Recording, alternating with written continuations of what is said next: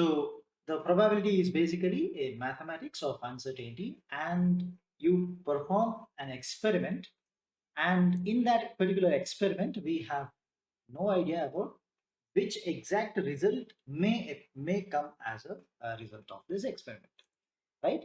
So there are two things possible, right? Today it may rain or it may not rain.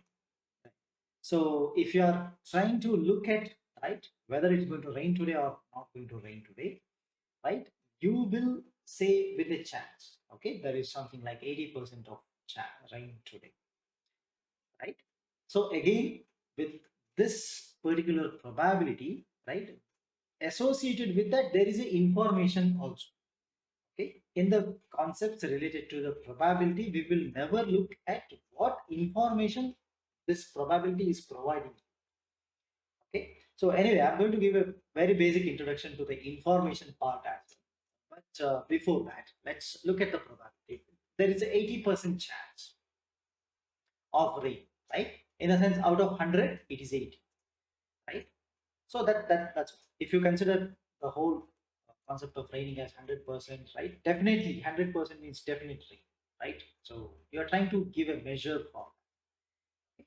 So now I'll come to the information part, right? So what information this is going to provide you? If I say, okay, there is 80% rain today, and if it is going to rain on that day, what is the information that you are going to get? Okay, will you get any information over there, or you don't get any information? That is my question. What's your thought? Yeah, we are free for the discussion. Please give oral answers, right? So I repeat my question. If I say that it's going to rain, I say that 80% rain today, right? In the sense, this is going to happen whenever, right? Let's say it is a rainy season. So in rainy season, there is the chance of raining is more, right? So 80% rain today means, right? Do you get any information out of it, or you don't get any information? We are trying to measure information content, the relationship of the message. Okay, when I pass an information, sir, when I say something like this to you, right? This message contains information or it has no information, right? I'm trying to extract that, right? Anyway, right? You put your thoughts here.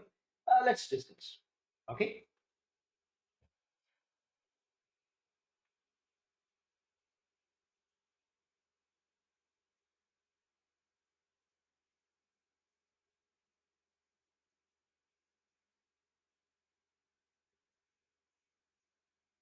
Okay. Okay. Fine. Okay, Gaurav. That's Gaurav's answer. Anybody?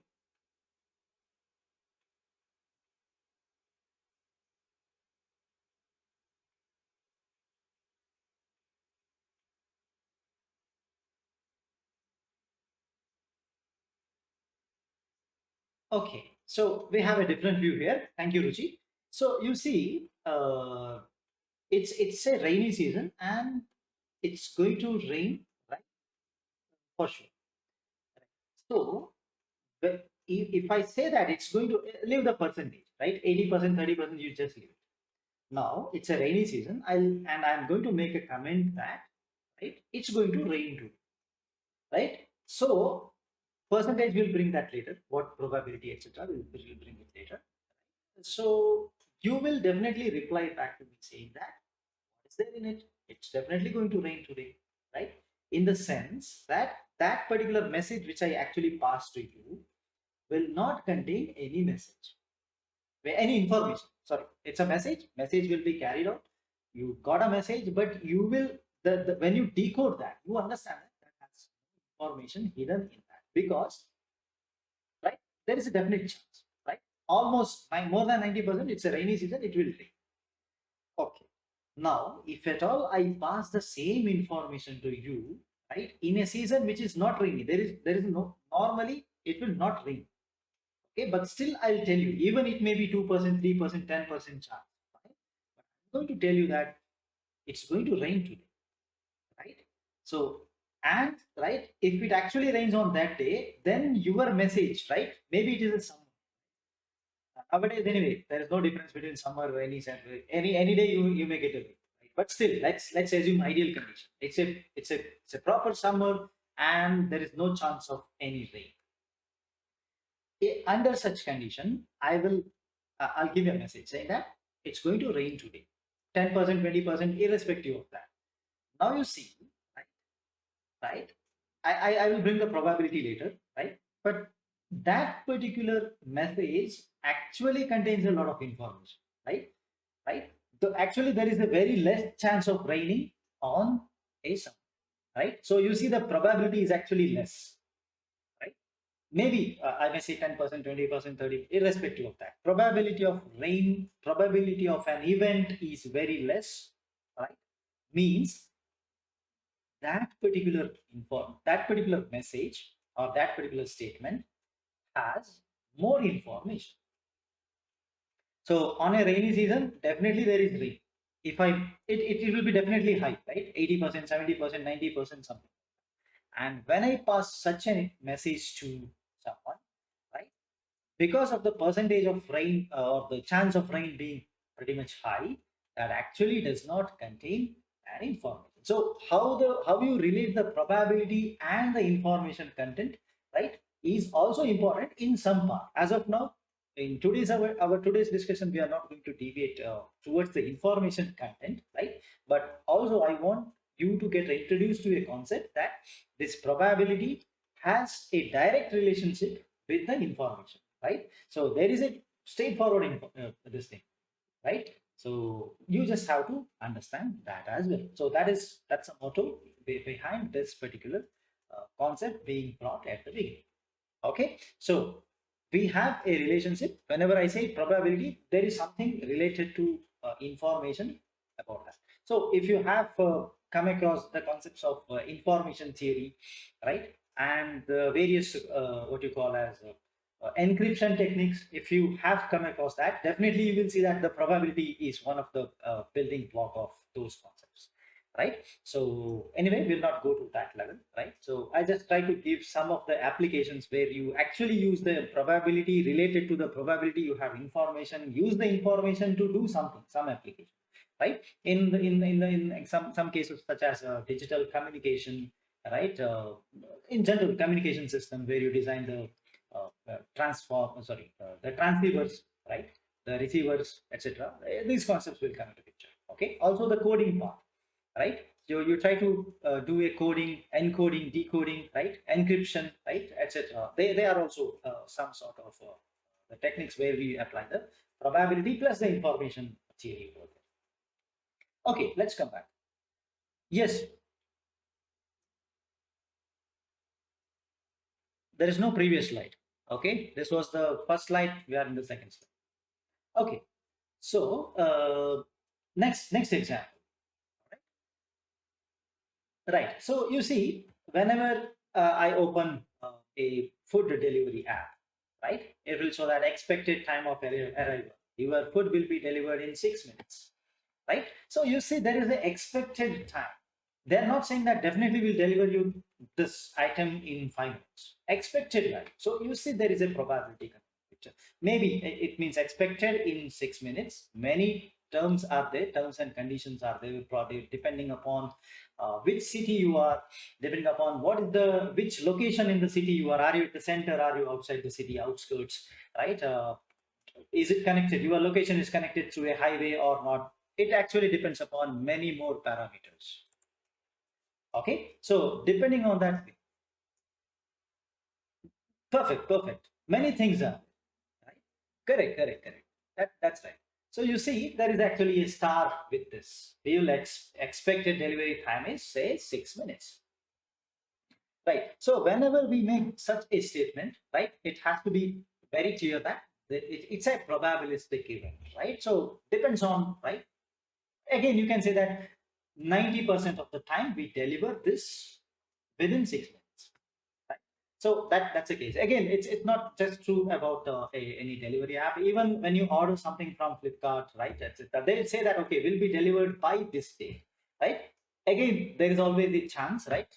Maybe 90% chance that they will deliver, but definitely every one of us might have faced issues such as, okay, because of certain delivery, because of certain issues, technical issues, it got delayed by 2 days. You will get a message at the end, right? So yes, so there is a probabilistic event. So I'm giving second example. That's the expected time of something, right? So take a third example.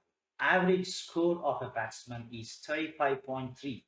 Again, there is a probability associated with that. So you see, no batsman can score 35.3, right? There is 35, there is 36, right?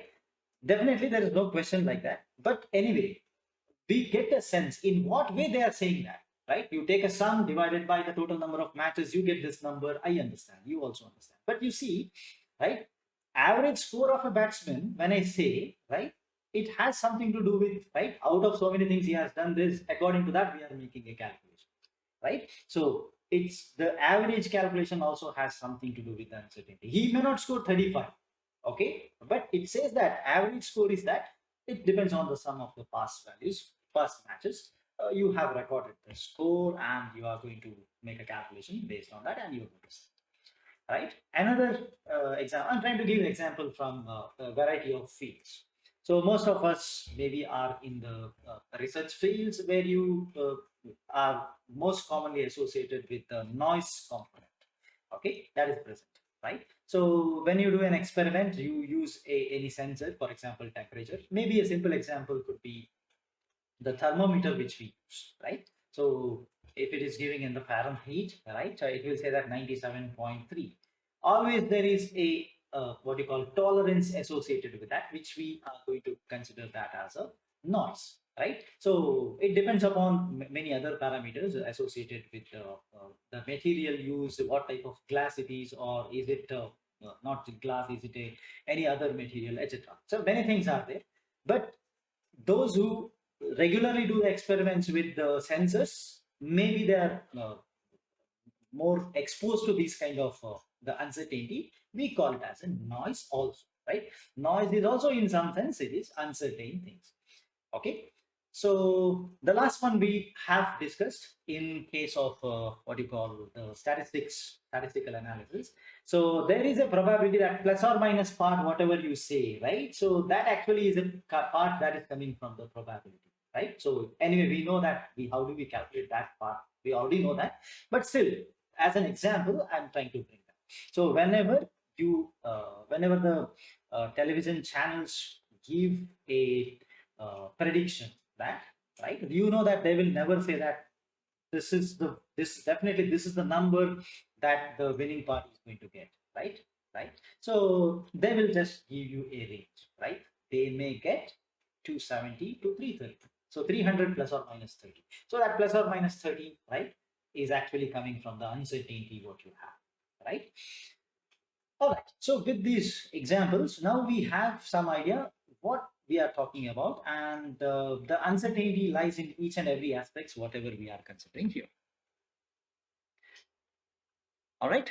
So let's go a little bit in depth about the probability and the uncertainty, right? So, right, let us say King K is an upcoming batsman rising through U19 league, and the scores, what you can see here, right, in the past 10 matches, right? So that's one data we have. Anyway, the probability, I'm trying to relate the concepts of probability with some examples.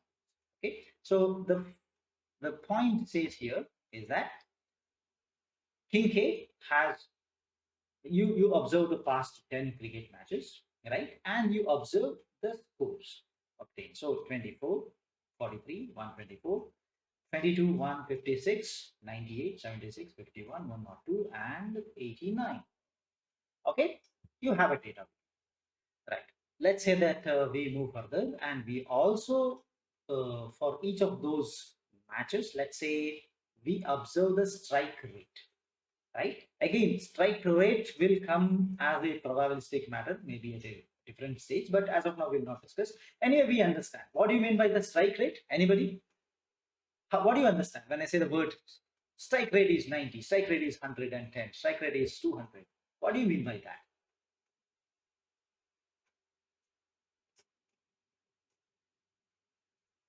scored how much? How much? When I say 93, what do you understand by that word? 93 means what to you? It's correct, something related what you told, but I need a little bit of more clarity. Anybody?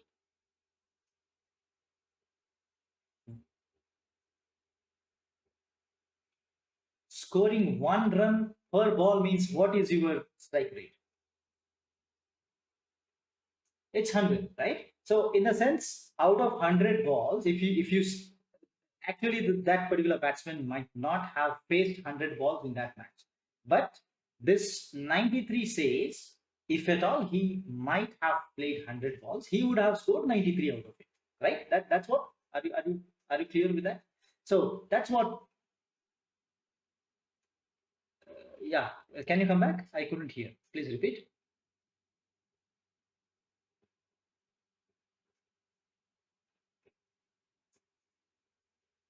No, when I say 93, what do you mean by 93? How many balls you place? How many you ball? How many balls you are expected to face? It's 100, right? If at all he played 100 balls, what will be his score? Correct? He might not have faced that. Maybe he just faced 20 balls. He scored something and he got out. But the strike rate comes into picture for 100 balls, right? If at all he played 100 balls, his score will be 93. Right? When I say 50% strike rate, he played only 6 balls. He got 3 runs. What is the strike rate? You say 50, right? Right. So that means 100 balls, if at all he had played with the same pace, 6 balls, 3 runs, 100 balls, how many runs? That's what is the strike rate. It's a simple ratio. Correct? That's why you get some fractions like this, 93.2. 201.200 means you understand easily, right? 10 balls, 20 runs. So 100 balls, 200 runs. That's why the strike rate became 200, right? 10 balls, 20. 15 balls, 30 runs means strike rate is 200. It's pretty easy, right? Same calculation, right? You try to make an estimation that if at all the player played 100 balls with the same rate, what will be his score? Correct? So that's what is the case. So now you see again the past 10 matches we observed. We also make a note of the strike rate of that particular player. Okay, so that's what has been shown here in this example. Let's move further. Now let's come to one approach where we will try to calculate the probability by using what is called as a frequency based approach. Okay, it's called as a frequentist approach. Right now I observe something from data set. Okay, I observe something and I try to define a probability. Okay, for example, if at all I want to say, I have a question here, right? So you look at the second point. What is the chance for King K to score a century in the next match? Is my question. Okay, so just understand the question. If I have data set corresponding to my past, so past 10 matches of that particular player. All right, if that is the case, my question is that what is the chance that he's going to make a century in the next chance? What is the probability? Basically, it's a probability. Now I'll show you the data set. Please put your answers on the chat. Okay, what is the probability? You look at this. Okay, just look at this one. And my question is that if he plays the next match, 11th match, what is the probability that he scores a 100? Anyway, we have not defined what is probability, but according to your knowledge, you put an answer there.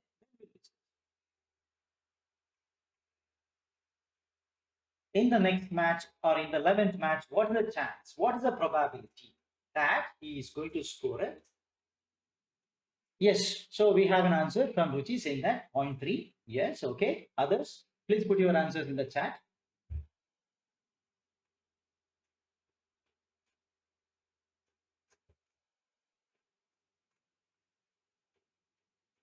So I want to get introduced to the concept that how do I define the probability using the frequency based approach. So we have another answer from Manish saying that 0.66.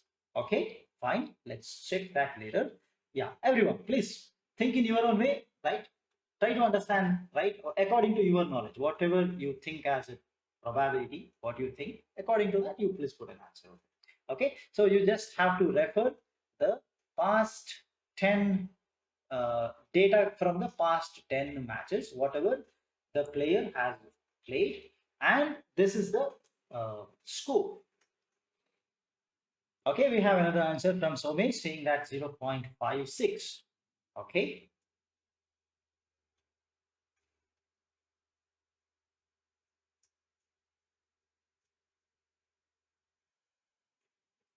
Okay. Next slide is just a question. Okay, so we are actually defining the probability after that. So I don't want you to refer to that. Okay, just refer to this slide itself and try to answer. I'll give 30 seconds more. Okay. Anybody who wants to make an attempt over here, please put the answer in the chat. Okay.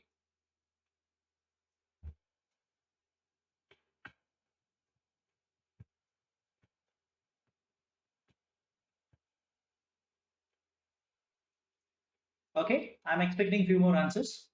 Please put your answer in the chat. So another answer comes from Deepak, which says 0.46. All right.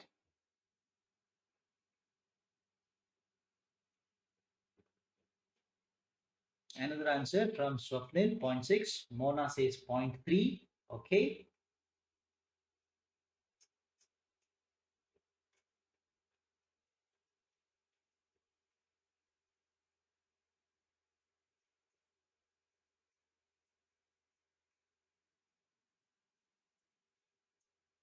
All right. So now we'll try to define. See, our first approach to in identifying or finding out the probability is the frequency-based approach. Okay. Now, the if at all I give a much more simpler example, right? Right, it is easier to catch, but I'll not go to that level. I'll stick to this question itself.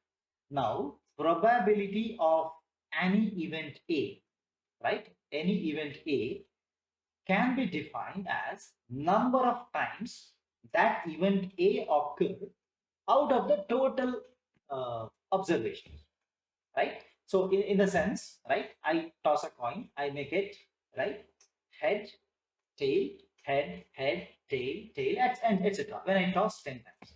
So if at all I ask the question, what is the probability of getting head? What do you simply do? You calculate number of times the head occurred divided by total number of times you conducted the experiment.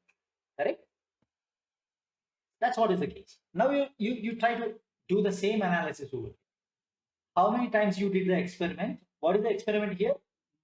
Making note of the score of King K in the past 10 matches. So that is your experiment. Right. In that experiment, what is an event? Event is like scoring 100. Right. So that is my event. Scoring, that person scoring 100 is your event. So how many times that event has occurred divided by total number of times that experiment is conducted. Now I think you will be able to, right, understand how to define the probability. Probability of an event A, what is event A? Is scoring 100, right? So what I do in my complete data set, what I have, the data set means it is the past 10 match scores by that particular batsman. So number of times he scores 100 in the last 10 matches divided by total number of times he played matches, that is 10, right? So now you see, I'll show the answer. Now you can update your answers. Those who have given answer, you want to change your answers, please go ahead. Right? Use that rule. Number of times he scored 100 in the numerator divided by the total number of matches he played. That is the chance of scoring 100. Okay? Just look at that. Now update. Everyone, please update your answer. If you want to change your answers, please see. Yes. So Gaurav says 0.3. So Niranjan says 38. Now you see, he can score all the 10 matches, he can score 100. So that will be 10 by 10, which is 1. So maximum value is 1. You cannot go beyond 1. So 38.8 is actually not a probability. Maybe you have to change this. Okay, so just consider that, Niranjan. And previously also I saw one more answer, which is 7.85. Actually, that is not a probability. probability cannot go more than 1. Anyway, I'm coming to that point at a later stage, but since I got a bigger number, I just mentioned. Okay, so Niranjan, try to analyze further. Okay, right. So one of the answer I got changed, which is 0.3 from a different value. Others, right? Just apply that. So the same rule which I told you, just have to apply. Now number of samples with the score greater than or equal to 100 is what I am supposed to calculate. So very simple, right? Simply calculate. How many times he scored more than 100 or equal to 100? 1, 2, 3. So 3 matches he scored more than or equal to 100. So in this particular case, the numerator becomes equal to how much? That is numerator equal to 3. So 3 divided by total number of samples will be 10, right? Because we have the score, he scored, actually he played 10 matches. So we have the scores of past 10 matches. So denominator is 10. So 3 by 10 is 0.3. So the chance of scoring 100, I can say that 30% or 0.3. Right? You can convert. If you want to go to get percentage conversion, then it can become more than 1, wherein I multiply by 100. Right? So that will be a percentage. Right? But as of now, we are not discussing about percentage. We are simply discussing about the probability. Okay, so just remember, I'm coming to this point at a later stage. Whenever you give an answer now, before I go to the values of probability or various parameters associated with the probability, properties of probability, types of probability, etc. Until I touch that point, right, I want you to remember that, right, probability minimum value is 0, maximum value is 1. There is no negative values possible. Okay, yes. So we have an answer from Sachin saying that 0.03. How you got that? Because 3 events in the numerator, denominator is 10. So 3 by 10 is 0.3. Okay, not 0.03, it's 0.3. Okay, so any doubt with this definition? This approach is called as frequency based. I count how many times that event occurred divided by the total number of events, right? So total number of experiments you conduct, right? So that is what is called as the frequency based definition of the probability, right? So that's how we define the concepts of probability, and we are going to use it, right, in this particular example. Okay, I hope that is pretty much straightforward. Let's move further. Right. So yes, Gaurav. This slide. Do you have any doubt in this or?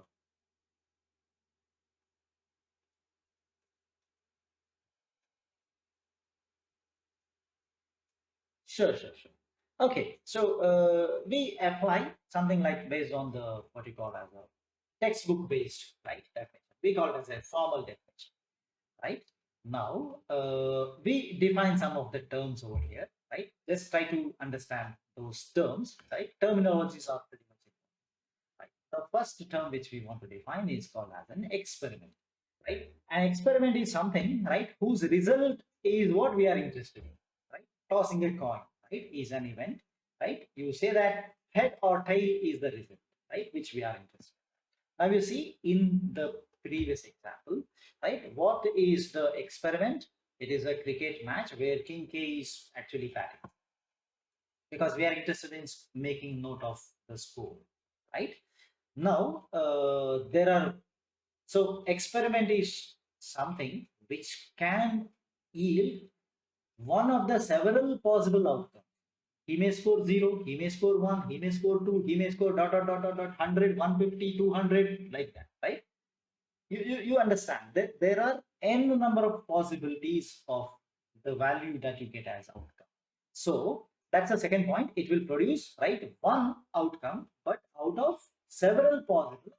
That's again a characteristic of experiment. When I say experiment, you should understand that you will get only one result, but there are so many possibilities, right? So whenever such experiment you are trying to conduct, there is a probability associated with obtaining a particular result.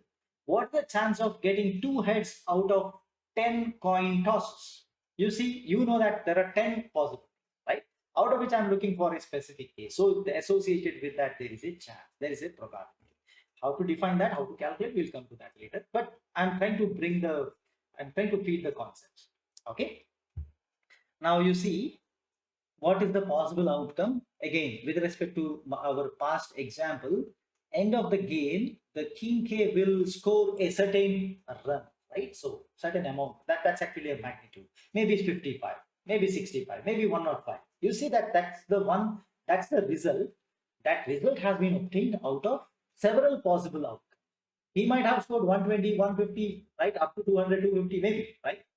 Any number, right?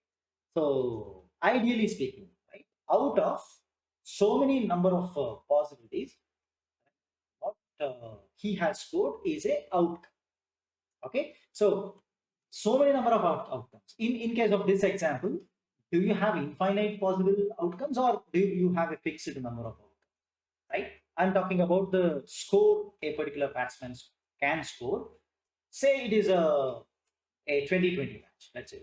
Okay, 20 over match. Each over consists of 6 balls. Right? What is the maximum run he can score out of that? Assuming that he faces every ball. Right? Ideal case, but what's the maximum run he can score? Not one over. I'm talking about the complete match. Because what's the maximum run he can score is what we should know, right? Because he can score minimum 0, no negative.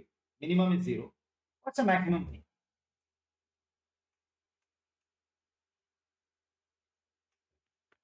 Every ball 6. Only that's the possibility. Correct? Impossible as of now and the practical condition, but ideally you can think of, right? So starting from zero to a largest number, whatever, every ball 6, right? Consider that number, right?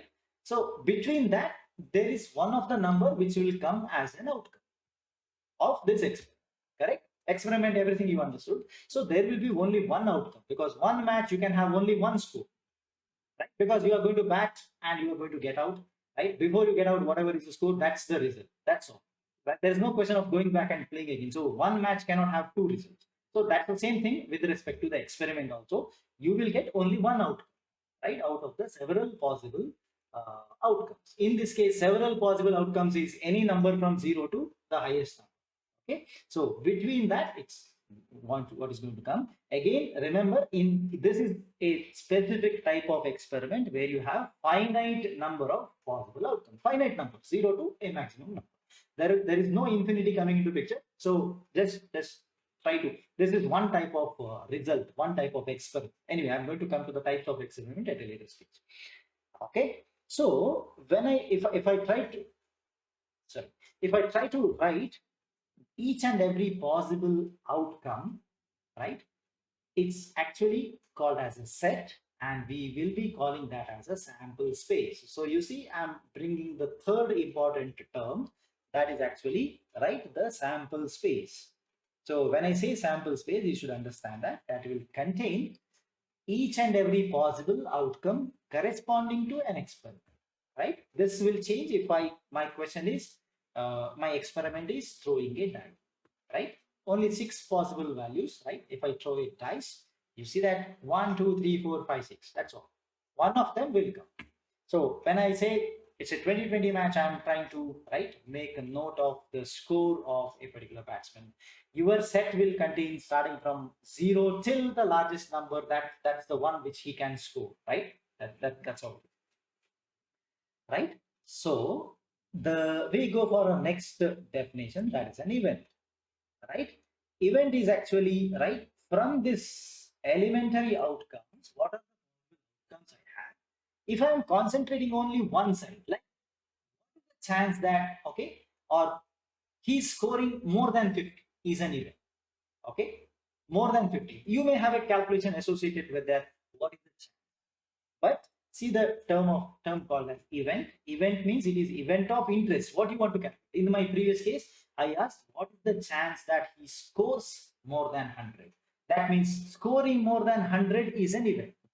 Experiment is simply noting down his scores. That's all. Okay. In that result, if I try to define an event, that has to be of some interest for you, like scoring 100, scoring between 30 to 60, Scoring more than 200. Scoring zeros is also one event for us. How many times he scored zero? So you will have a question saying that what is the probability that he scores zero in the next possible?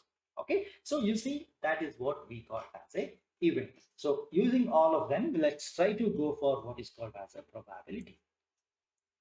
It is basically a number that quantifies chance of an event, like chance of scoring 100 is a probability, chance of scoring 0 is a probability, chance of scoring between 50 to 100 is a probability.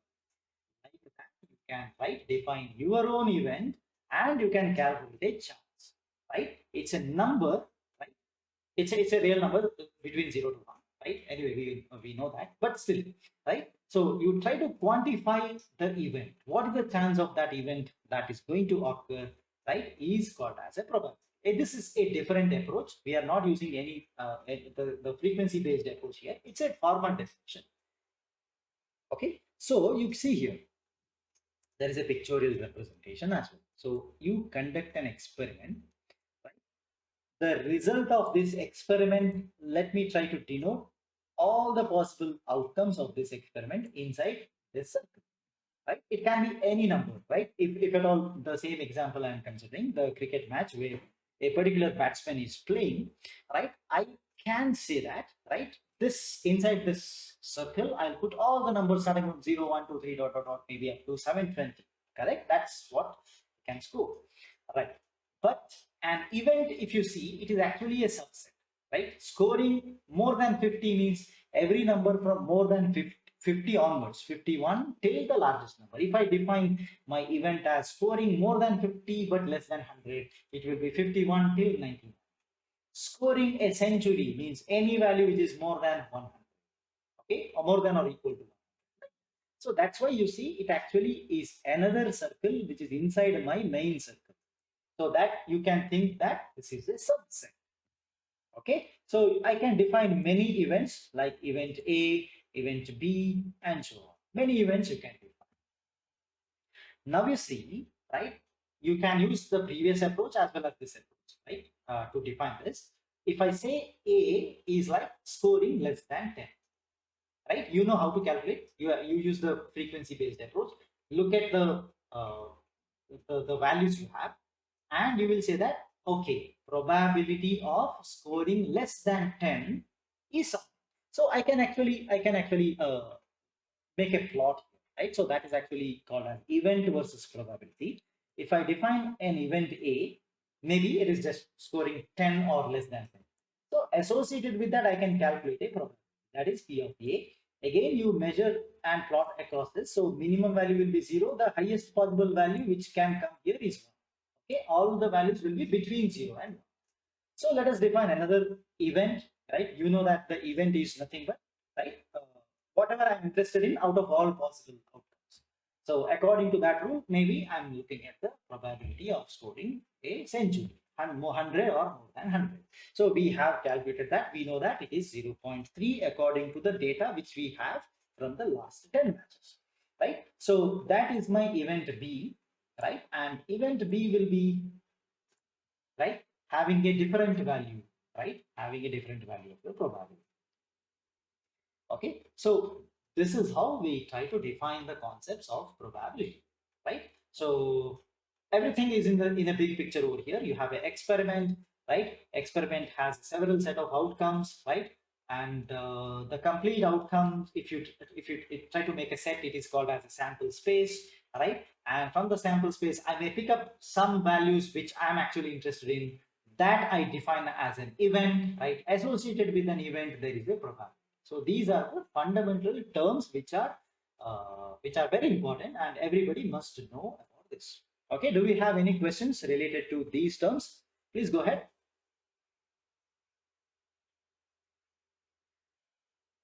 Okay, so let's move ahead. Well, consider another example of a fair dice, right?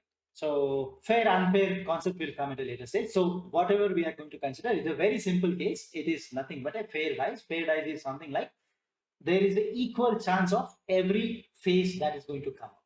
Okay, when you throw, whatever is the chance of one, same chances for 2, 3, and so on. right? So you see that all the possible outcomes, if I try to write as that is called as a sample space. We defined that in the previous slide, right? So just look at this, every possible outcome that is being written over here, and is it a valid sample space? Can I call it as a valid sample space? It is, because I am writing each and every possible. I cannot leave 6. If I simply write 1 to 5, that's not a valid sample space, because there is 6 also that might come, right? So I have to enter each and every possible value. That's my fundamental requirement. Okay, so as you can see here, yes, this is the valid one. Now, what is the probability that each of the each element in the sample space, right? How do I calculate? What is the chance of getting 1 here? How many times you can get 1 when I throw? Only once. Okay. Out of how many possible outcomes you have? 6, right? So 1 by 6. This is true for each and every outcome for this, right? So that's why you can see the last line over here, right? That actually says P of 1 equal to P of 2 equal to P of 3 equal to P of 4 is equal to everything, all the chances are, right? Given like this. Okay, so every value that you can see here is going to have a chance that is equal to 1 by 6. Okay, so any doubt with this? Again, this is pretty straightforward, I guess, right? If you have a doubt, please let me know. Meanwhile, we'll move further. What are the basic properties associated with the probability? Okay, now we say that the probability is actually going to tell you what's the chance of obtaining an uncertain result of a given experiment. I am conducting an experiment, right? Actually, the result is pretty much uncertain, right? I have no idea that whether the batsman is going to score 50, 20, 100, what. But definitely one number that is between 0 to a maximum number is for sure. So there is uncertainty, right? So uncertain outcome of an experiment, right, definitely has some property. That's what we are trying to look at. Okay, so that property itself is what we have defined that as a chance, which is a probability. Okay, so right, so you see, when I try to define the sample space, right, so we have already defined the sample space. Now we'll look at the definition of that, right, in a different way, right? So it is actually a set. We know that it is a set. I don't write the possible outcomes of a match. I don't write 0 comma 0 comma 0 comma 1 comma. It's not like 0. I don't write repeatedly. In a match, in last 10 matches, there may be 0 comma 0 comma 0 coming into picture. That's a result. But when I say what are the possible outcomes, you write it only once. Possible outcome can be 0. Possible outcome can be 1, then 2, then 3, and so on. Up to a large number you write. But you don't repeat the numbers again and again, right? So that's why it is said to be mutually exclusive, okay, and collectively exhaustive. What do you mean by collectively exhaustive? The word collectively exhaustive, the phrase collectively exhaustive means whatever is a possible outcome, right, it has to be there in that set. I say 0, yeah, he can score 0 in the match. Yes, 0 has to be there. If you say he can score 100, 100 should be there. That's why I told every number a batsman can score in a given match, provided you have to consider whether it's a T20 match, whether it's a 50-over match, or any other sort which we have, right? Considering that, I need to write a set over there. So if you remember the basics of set theory, set contains a value only once. You don't write a value repeated over. That's what is the specification of the set. So recall the Python programming as well, wherein if you define a set, a number comes only once in.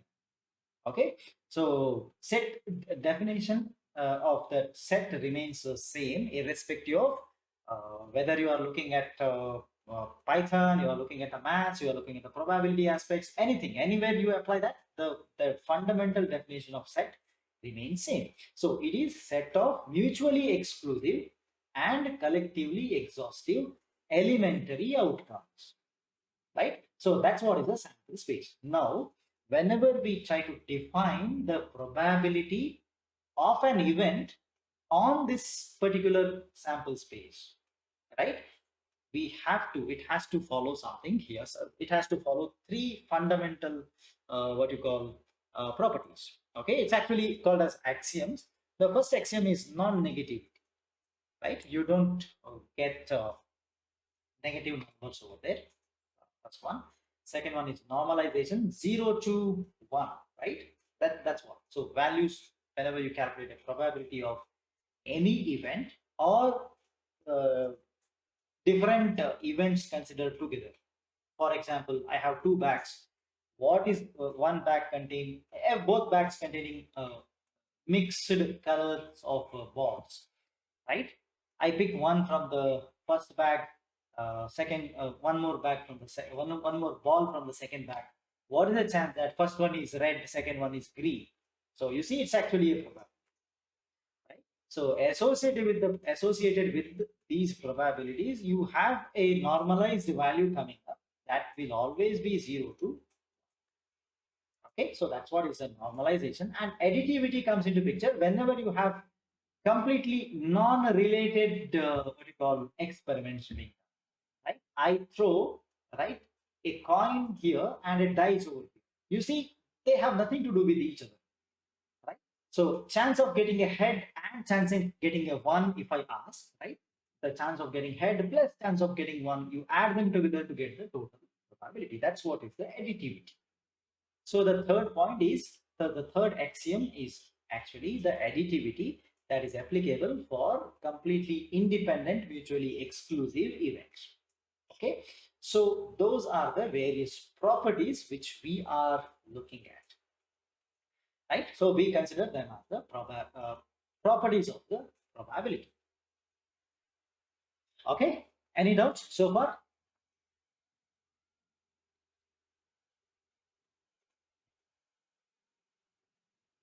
Yes, Rishi. Hmm.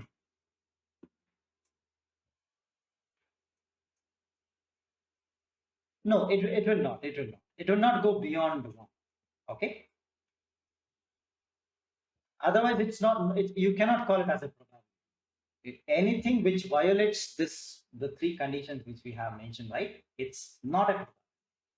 Okay. So that's what everything has to restrict. If you are talking about a chance of getting something, right? Maximum you can get is one. Definitely, it will definitely happen. You can say.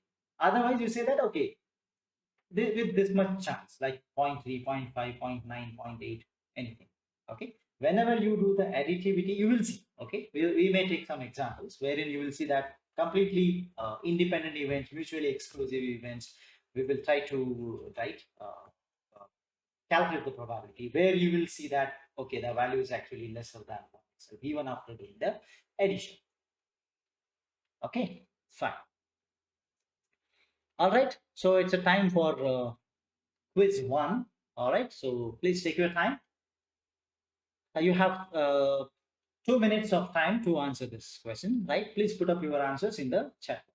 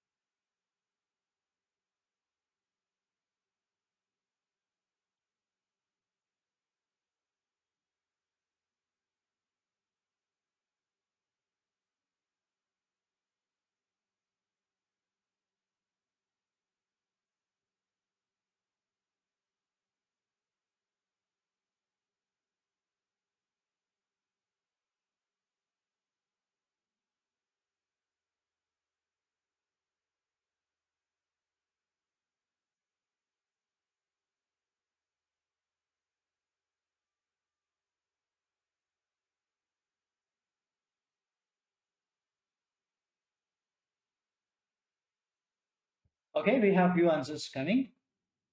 That's good. I appreciate. Others, please uh, do the maths and try to give an answer as early as possible.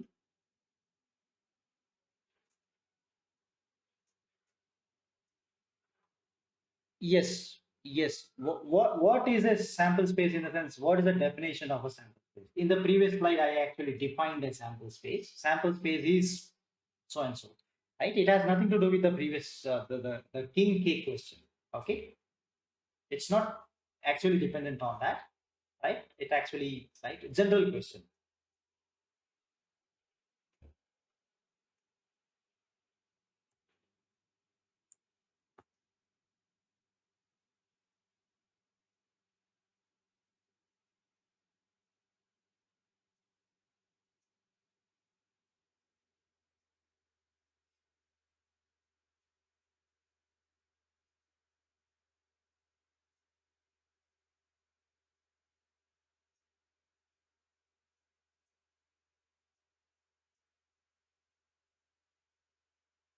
Okay, others? Yes, Ruchi.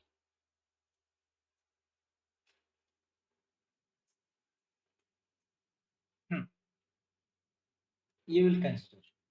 Yes, yes, yes. Okay, that is a valid answer, right? You have to count them as well. So, for example, in case I'm counting the centuries, right? He has scored 100 two times out of the last 10 matches. So that means that is a century, right? I'm actually looking for a century, and there are two centuries. So you have to count. Okay. So same value repeated means you will count.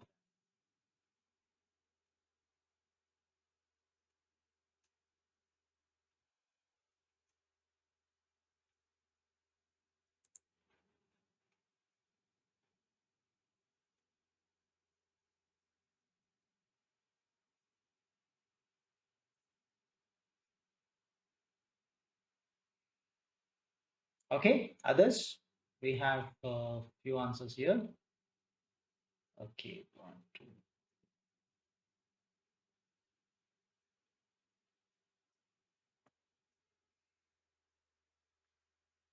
Okay, we'll wait for say 30 more seconds so that whoever is interested to answer, they can put their answers. Right?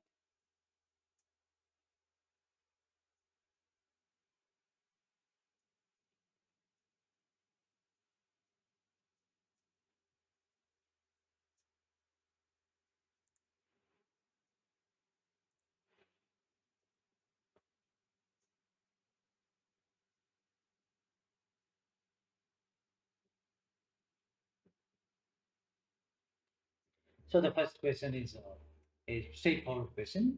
You can calculate the probability by using the frequency-based approach, right? So how many times you can see a number which is 100 or more than 100 is what we are interested in.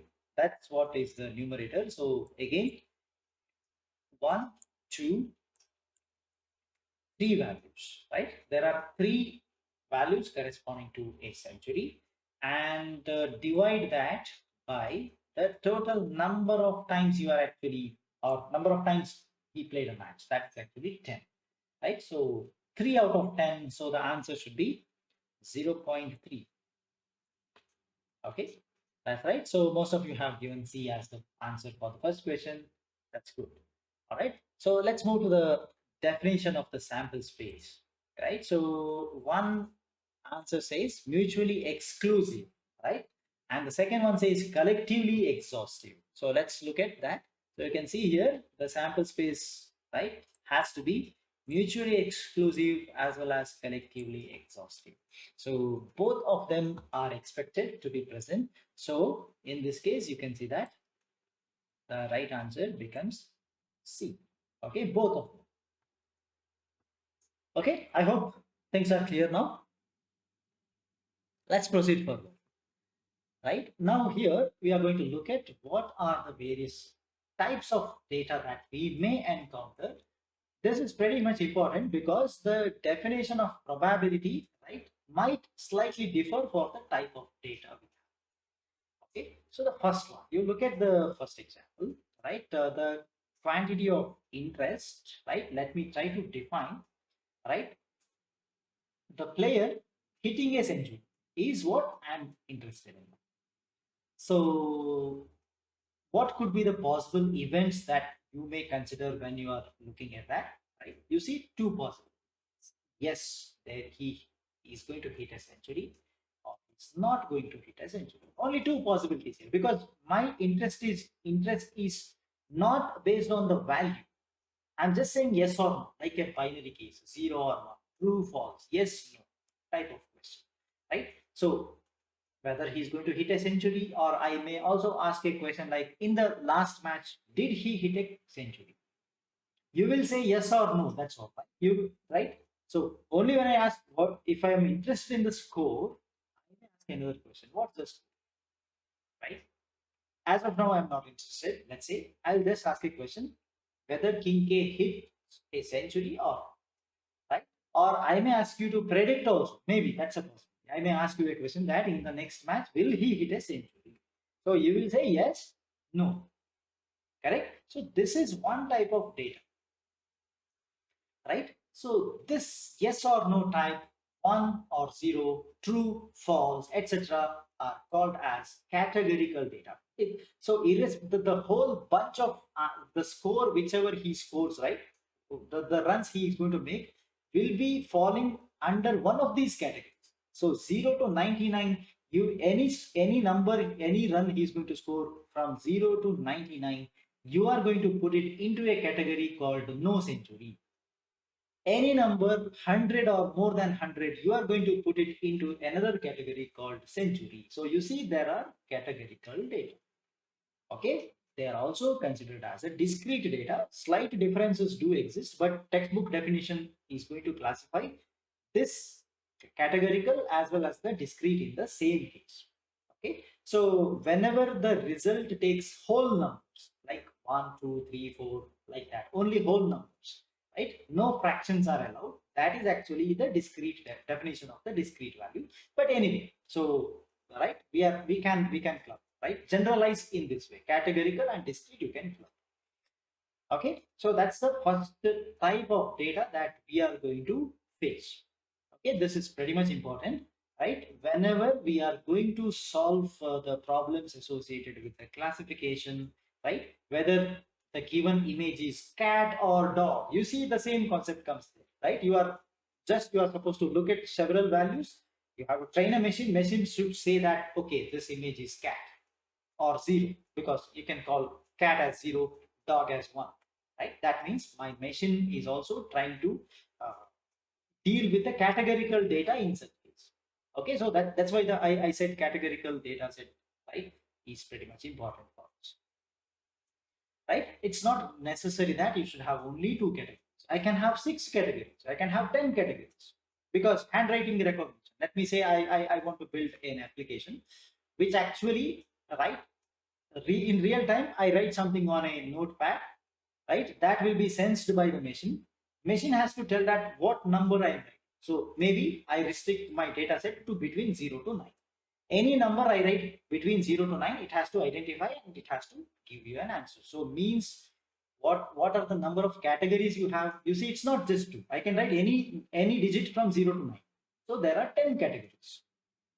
Correct? So you see that is one type of data we are going to call that as a categorical value. Again, you see it is discrete, right? I write a number that is a discrete, right? So that's why the discrete has been clubbed with the categorical data over here. Okay, so that's one case. Let's move on. We have another data. Again, I'll start with the example itself. We have considered the strike rate of that batsman in the past 10 matches. Now you see, can I say that this has to be in a whole number? It's not. You can see that, right? So if I go back and if I show you the strike rates, where was that? Yeah. So you see the strike rate. It's a real number, right? In this case, I'm showing only one decimal place, like 93.2, 52.1, 99.1, right? And so on. But is it necessary? It's not necessary. Let us say, right, the batsman scores 3 runs, okay, or maybe, right, right? Is a particular number which actually gives you a lot of fractions. Right? So 10 runs in 3 balls, right? What will be the strike rate? What is the strike rate? He scores 10 runs in 3 balls, right? What's the strike rate? Can anybody answer? Put the answer in the chat. 10 runs in 3 balls.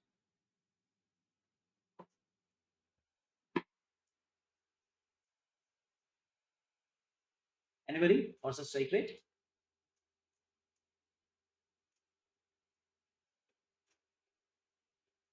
No, I told you how to calculate the strike rate already, right? So simply calculate run score divided by the number of balls placed into 100.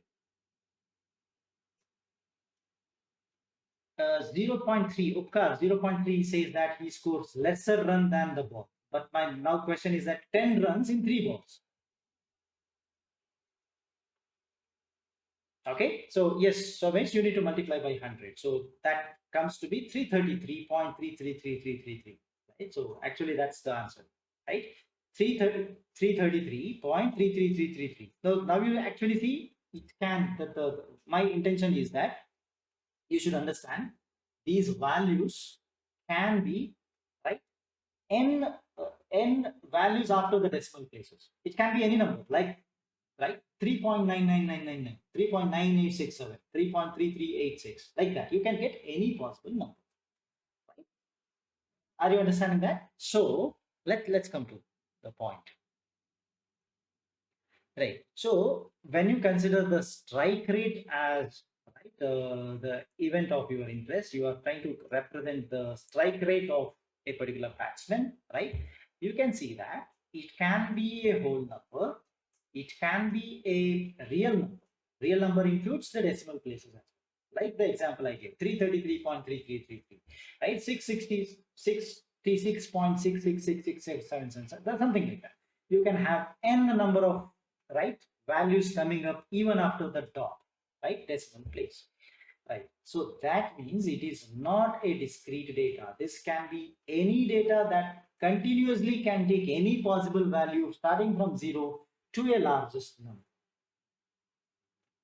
Correct? So if you are considering the strike rate, what is the maximum strike rate a batsman can have in a match, in any match? Anybody? What is the maximum strike rate one can show you on the screen? Again, ideally, okay. So Gaurav, you are saying 100, right? So what if he hits every 6? Ideal case, 110 balls he faces, he hits all sixes. Then in that case, what will be the strike rate? It's not 100. It has to be more than 100. Correct? Again, we are talking ideal cases, but I just want to define what is the maximum value. Minimum is 0. He faces 10 balls, he scores 0. So you see, right? That makes it strike rate as 0. Even if he in the same pace, even he faces 100 balls, still he is going to score 0. So the strike rate minimum value is 0. So the other part of the question is that what is the maximum strike rate? Because I am saying that this event can give the result any value from 0 to that number, largest number. What is the largest number? 600, right? Ideal case. Every ball, right? Every ball he faces, he hits a 6, means yes, ideally it can reach 600. So that's what, right, you see, right? So minimum value in, if I consider the strike rate of strike rate of a match as my event, right? What are the possible values? Minimum 0, maximum 600. Any real number from 0 to 600 may come. Correct? It can be 0, 0 0.01, 0 0.0001, possible. Okay, possible.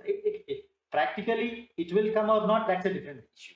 But 0 is the case, 1 is the case, 0.5 is the answer, possible value, 0 0.05, 0 0.5555, 0 0.8888, 1.3333, 36.8877, everything is possible. Correct? So now you see it is not a discrete case. right? It is not a categorical data. It can take any value between a minimum to a maximum. So those are the real values that might exist, that might result as an answer. So we are going to call them as a continuous data. Anything can, right? So continuous data has a very specific feature, right? So I'm going to ask that as a question, and I think you will give an you will give an answer for that. Okay. So my question is that if I say this is actually a feature of continuous data, right? So the feature is what I'm asking as a question. I expect answer.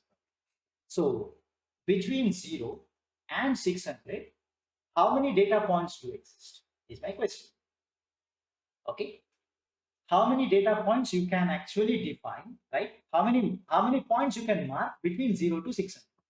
If it is discrete data, you will say that, okay, 0, 1, 2, dot, dot, dot, up to 600, that will be 601 different points can be marked. Am I okay? Am I correct? Because I'm saying that it is a discrete data. But now the strike rate is not discrete, it is a continuous one. Any value can exist from 0 to 600, including the decimal places. Any number of decimal places is also possible. Okay, under such condition, how many data points you can mark from 0 till 600 is my question. Yes, we are open for oral answers as well as you can put the answer in the chat. Okay, whatever you think, please go ahead. Any means how much? I expect an answer like quantify. Give me a number.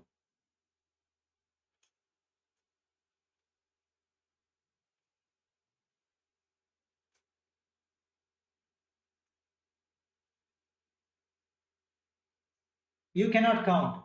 Infinite. Can you say infinity? Yes, we have an answer coming, right? So somebody told the infinity. Somebody, I think Deepak mentioned this in the chat. I think Gaurav told the answer, right? Okay, yes. So I appreciate that. All right. So you see, right? That answer is right. You told any number, any in the sense it can go up to infinity, right? Any possible value, which is the highest one between 0 to any number. It's not required 600 also. Between 0 and 1, if you are considering that variable as a continuous variable, between 0 to 1, there are infinite forms. Correct? Yes. So infinity is the right answer. So you see the difference I have written at the end.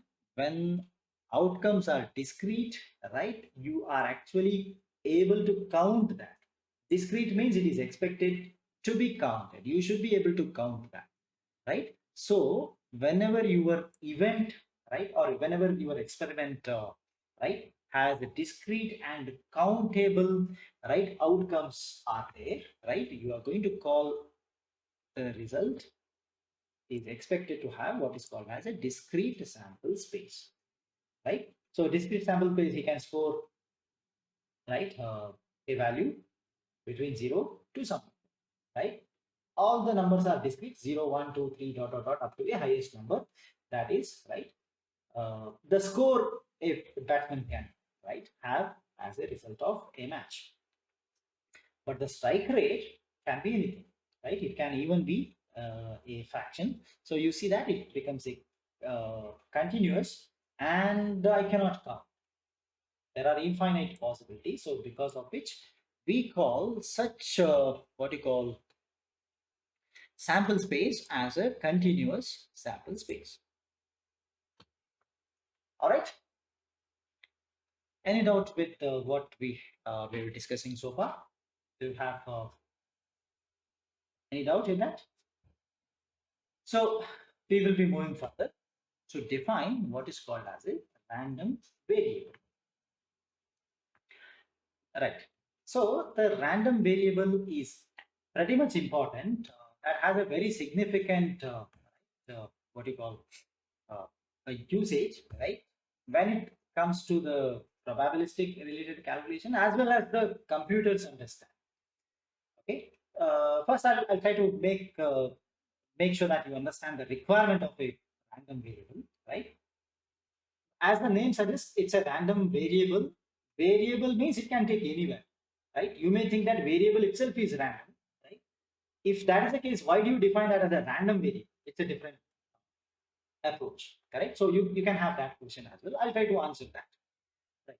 So what is a variable? It can it can store any value that you assign to them according to the textbook definitions of computers, right? So let us say, right, we are conducting an experiment. So conducting an experiment may result in numerical data. As far as our discussion is considered, whatever we discussed so far, we understood that my result may be a numerical value which is discrete. It can also be a continuous data. That's also fine. Right. Also, it can be true, false, yes, no, etc. Correct. So I can have any data set like that. I will extend that further. Say I'm trying to conduct an experiment where I try to toss two coins. Right. So what are the possibilities? When you toss two coins simultaneously, you may get head head, head tail, tail head, and tail tail. Okay. Okay, fine. So the sample space is very straightforward. I have four possible answers that might arise, but out of those four, which one will come? Okay, there is uncertainty coming into the picture. Let us assume that I want to write a code for this particular experiment, right? I want to define that. I want to make sure that computer understands. So writing HHTT, right? Maybe this looks pretty much simple for you. If this particular example is considered, maybe very simple. What's wrong in writing HHTT, HTTH, into the computer? Maybe there's a question. But if you consider an experiment of finding a particular word in a whole book, right? Now you see you have to keep entering each and every word that is present in a book, right? Anyway, you are going to study this kind of concepts. You are going to apply this in the upcoming sessions when you learn the machine learning concepts and you apply machine learning, deep learning to a specific topic called as natural language processing. It's there in your course syllabus, right? We'll be touching that at a later stage, but I'm trying to you to introduce to those concepts just to make you to think that what is the complexity level, right? I'm trying to teach machine to do a probabilistic calculation of finding a word, right, in a book or in the whole website or something like that. Maybe it's actually pretty complicated, uh, the process. I may not be able to tell you each and every step right now, okay, because it requires many more basic understandings of the whole concept and applications as well. Okay, but try to understand that I'm trying to do the programming and I'm supposed to teach the machine that, okay, this is a word. Now you see, word means I have to teach the language as well, because a word which you try to write as ABCD may be a valid word in English, but it may not be a valid language in any valid. It may not be a valid word in any other language. So it has to be a language specific as well. So you look that's how the complexity enters into picture. I need to teach machine that, okay, there is something called as a language. In a language, I can have this word followed by this word. But if you use a different language, this word cannot come after this word, etc. This also should be you should be teaching that machine. Okay, fine. Anyway, leave that. That's not required. So I'll come back to my simple experiment, right? I'll go with the simple experiment. Head, tail, tail, head, tail, tail. This is what is the sample space. Now I am supposed to teach the machine. Let me see. Let's say somehow I wrote a code saying that, okay, these are my possible outcomes like HH, comma HD, comma TH, comma TT, something like that. Now I want see that is a sample space. Now I come to the event. Event is like whatever you are interested out of those values, such as, right, counting the number of heads is what I. Right? What are the possible answers you have? If I count the number of heads, right? What are the possible? You may not get any head. Like TT. If TT comes into picture, your answer will be number of heads you get is 0. If there is TH or HT, right? One of them may give head, other one tail, or this is head, this is tail. In both the cases, answer is yes, one head resulted. Or both HH, both the coins give you HH, so that your result is 2. Right? So you see, I am counting the number of something, that is my event, right? So you can define event as per your interest, as per your requirement.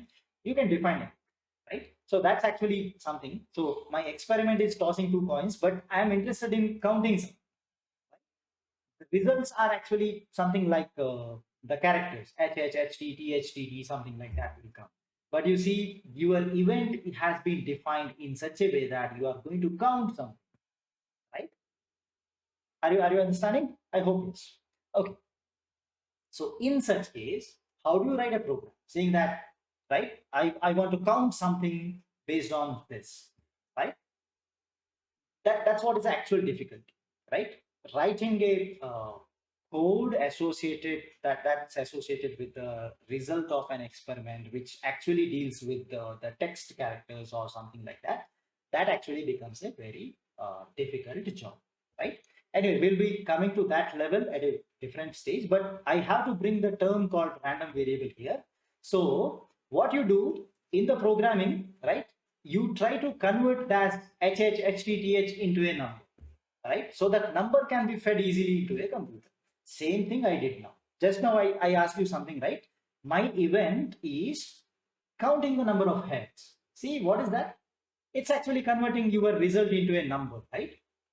When I get HH, it's 2. When I get TH, it is 1. Or HT also it is 1. And when I write TT, it is 0. If at all you define an event in a reverse way, like calculating the number of tails, yes, that is also valid. You see, what happens? TT will be 2, HTTH will be 1, and HH will be 0 because you are counting the tails. Not only that, you can count anything else over there. Okay, you can define your event as per your requirement. But if at all, right, you are, I'm bringing the word random variable now. So if at all I define a random variable to an event such a way that the result of the event is converted into set of numbers, then you call that random variable as, so then you call that whatever converts the result into a into the numbers, right? You call that variable as a random variable. So very simple, right? Very straightforward definition, right? So just to bring that, I had to give all these explanation for it, right? So random variable is the one thing which assigns the number to an event. So you see, it's a variable that assigns the number to an event, right? Normally you assign a real value to that, right? Now I gave an example which actually gave you the result in terms of only whole numbers, integers, 0, 1, 2, etc. But there are things which can actually assign even the real numbers, 3.55, 3.86, etc. Right? There are the random variables which we can define, right? That can, right, assign even the real values. Okay, so we are trying to convert something, right, which is non-numerical data that's present in as a event to, you are converting that into uh, the numerical data. This is what is expected. If you look at the say, you see here there is an example. If you look at the strike rate, you don't have to use a random variable because it's already in the numerical data. You can actually process it straightforward. Even if you want to write a program, directly apply that. But when you say that whether it is a century or no, yes or no type, right? You see, he hits a century, yes. He will not hit a century, no, right? So my answers are yes or no. But entering a yes and no to the computer 1,000 times is difficult. So what you do is simply put 1 or 0. You do a encoding, right? This is actually one of the part that is going to come as you enter into the concepts of machine learning. Okay, we will be discussing that in pretty much detail over there. So that is what is called as a label encoder. In the sense, I have a label, yes or no is my label, but I cannot process that in my computer. I have to assign something. So 0 is this, in the sense, no will be a 0. If at all I see yes, I'll put that as well. I'm going to add a new column to my data set saying that yes 1, no 0. Then I remove that whole complete column from my actual data set because I'm not using that to train the machine. Okay, so this is what is happening. It's called as the label encoding technique. Whenever you have more classes, like it's like I'm processing a heartbeat data set, and I want to classify that as a no heart attack, mild heart attack, and a strong heart attack. Let's see. If at all I'm doing that, you see more classes. So again, you have varieties of what you call encoders available under the machine learning, right? We will be discussing that later. So some of the names I actually have provided here. One is a label encoder. We already have seen 0 is something, 1 is something. There is another technique called a one hot encoder, which uses many binary numbers and weight-based encoding, binary encoding, etc. There are many things. I just want you to know the names. That's all. Don't worry. Don't go in depth about any of these. We are going to discuss that when we at the right time when we reach that level. Okay. So any doubt with the random variable?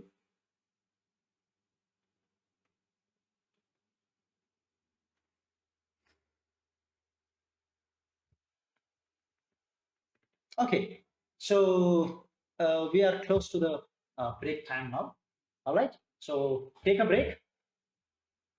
Okay. So far we had introduced the concept of probability.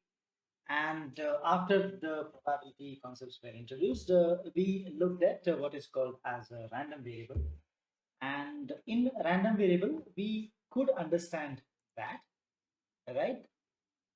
Using random variable, we can convert or we can represent the result of an experiment or an event, whatever we define as an event of our interest, right? That results can be converted or represented using the numerical format. Okay, so this is what is all about the random variable which we had discussed, right? Then let's move ahead and look at the types of random variables for which I'm going to use the example. So now, let's take an example, that is the price of a pen. Right? If I say the price of a pen is 20 rupees and it's, let me say that it is a fixed value, right? It's a fixed price. Now you see, since the value is fixed, even if you use a random variable, there is nothing random over there. So you can call that as a deterministic variable.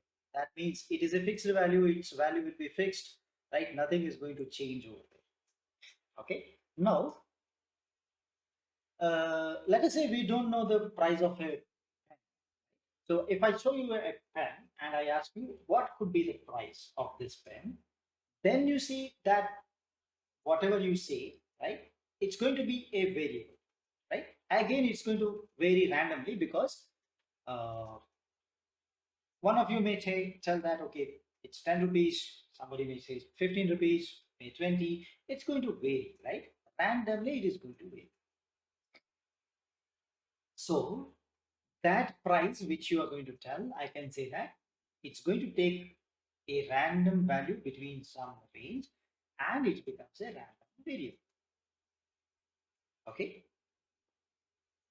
Now you see, if people say only fixed values, integer values like, okay, 10, 11, 12, 15, 20, etc. So discrete values, if you are going to say, then that random variable will become a discrete random variable. It can take only the discrete values. If I put a conditions in that, only whole numbers are, right? No paisa, only, right? You have to tell the rupees. Then you say that 1 rupee, 2 rupee, 10, like that. It's a discrete value. But if the paisa is allowed, after the decimal value, if it is allowed, right? It can be any possible number, right? Assuming, right, all the paisa coins are still available, still we are allowed to use it. It can take any value, right? Up to 2 decimal places. So 22.3, etc. Are going to be a valid answers in such cases. You can guess in that way as well. So that it becomes, right, continuous. It can take any value between a minimum to a maximum range. So when we are going to tell in that way, right? So this is going to be a continuous random variable. Okay. If I fix it to only 3 elements, so the example says I can fix this to be 18, 20 or some number. Fixed value. It will not be changing. It will not be any other value, one of the three. Like I give only 4 answers, you have to pick one of them. That is a discrete case. Okay, but continuous means any value between 18 to 22. Right? It is including the every real value that exists between them. Means you know that, right? We have infinite possible solutions, possible values which you can say over there, which you can indicate. That makes that random variable as a continuous random variable. Okay, let's move ahead. Let's look at some other examples as well. So if you are trying to do an experiment where I define capital X as the side that comes on the top when you toss or when you use a dice, okay, so that becomes a discrete case because either 1, 2, 3, 4, 5 or 6 can come. There is no question of obtaining 1.5, 1.25, etc. Right? So because of that, what we say, right, it's a discrete case. So take a look at the second example, right? The point at which a stick is broken. I have, say, 1 meter, right? I have a stick of length 1 meter. I simply, right, try to break it, right, by applying certain force. So you see, right, when I cut that, what is the length that I'm going to get on my left hand? You see, it is a complete random thing. Any value, since the length is 1, right, 1 meter, I mentioned, any value 0 to 1 might come. Okay, so that result, right, is considered as a random variable which is continuous because your result can be any continuous value between 0 to 1. Okay, so that's one example, right? Again, we have certain types, right? The discrete and continuous. We'll try to subdivide them into few more cases. That's what is going to come in the next point. You see, X will be discrete when the experiment is going to give you, right, either finite number of outcomes. Already we have considered a few examples. Let's see that. So the side that comes on the top when you toss a coin, right? Whenever you draw a card from the deck of cards, there are 52 cards, one of them will come. So you see the total possible outcomes are countable, right? I'm able to count that. So totally, I will definitely say that there are 52, one of them will come. But if you go to another case, you see the countable but infinite possibilities are. The total possibilities are infinite, all right? But still, you whatever you have, you are able to count. For example, right, number of tosses before the first head. What are the possible values, right? You keep on tossing the coin, right? You may not get a head at all. It keeps on giving the you keep on tossing the coin and you get tail, and so on. It's a rare event, but still, I'm trying to give an example. Okay, what if that is the case? You see, you are still counting, right? Number 1, 2, 3, 4, dot dot dot dot. Right? What if it? I don't know when I'm going to get my first head. This is one such example. We call it as a countable case, but infinite possible outcomes may be there. Okay, let's assume, go to another example. Let's assume you have right you have opened a business center where visitors come to you do it for a purchase. Maybe it's a shop or online center, anything. Okay, so how many visitors might come, right? How many visitors you may have before somebody purchases right, something from your shop, right? So that's also a case which is countable. There are infinite possibilities. It may go to a very large number, right? So that falls under a specific case called as a countable but infinite. Okay, so that's the straightforward definition, where under both these cases, the first case is finite and finite number of outcomes you have, fixed value. Okay, and the second case, you can see that this is countable, but there are infinite. It may go up to infinity as well. In the sense, we don't know when you are going to get the actual thing happening, like first head or first purchase, etc. Right? So that's what the two cases. Yes, before the first head you can count, right? before the first head, right? You can count.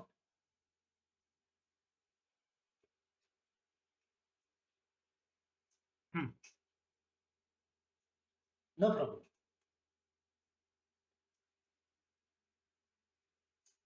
Yes. Okay.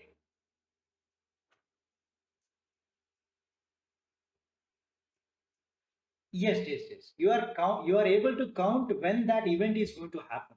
Okay. You are able to count, but it may tend to infinite as well, because you may not get a first head at all. You keep getting every tail, tail, tail, tail. So there is a possibility that it might tend to infinite. Okay. That's the case. So second example is also very similar. Somebody may not purchase anything from you. They will come, they will visit, and they go. Right? You keep counting. You are able to count, but there are infinite possibilities. Okay. Sorry. So that's what is the these two are the different cases which will come under the discrete random variable case. But the continuous is pretty straightforward, as already we have defined, right?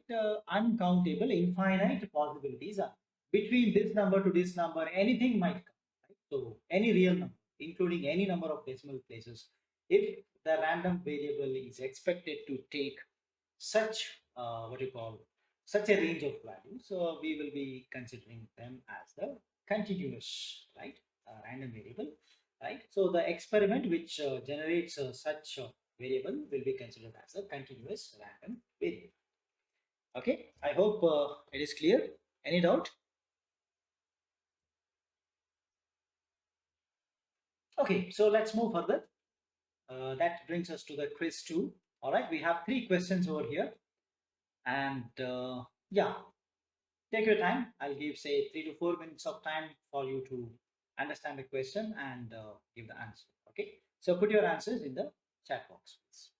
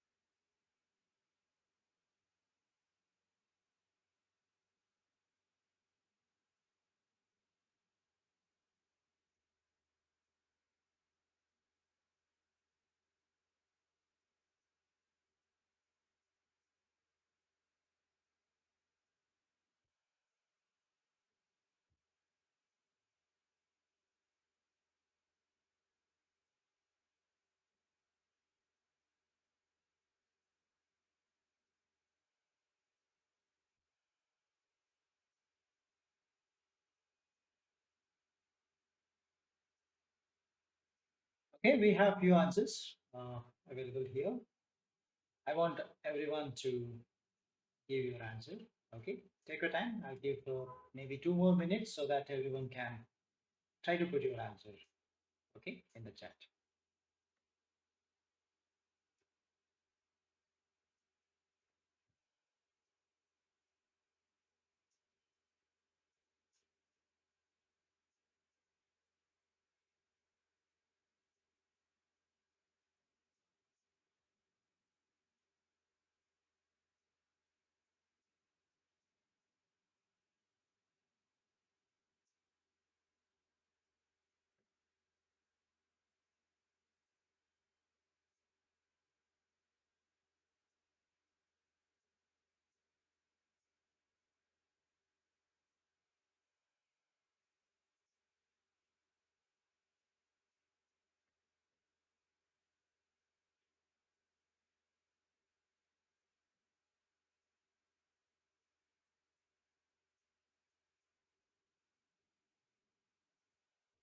Others, I have 7 or 8 answers only, right? I expect everyone to participate in the poll and answer this. Okay, few more answers I expect.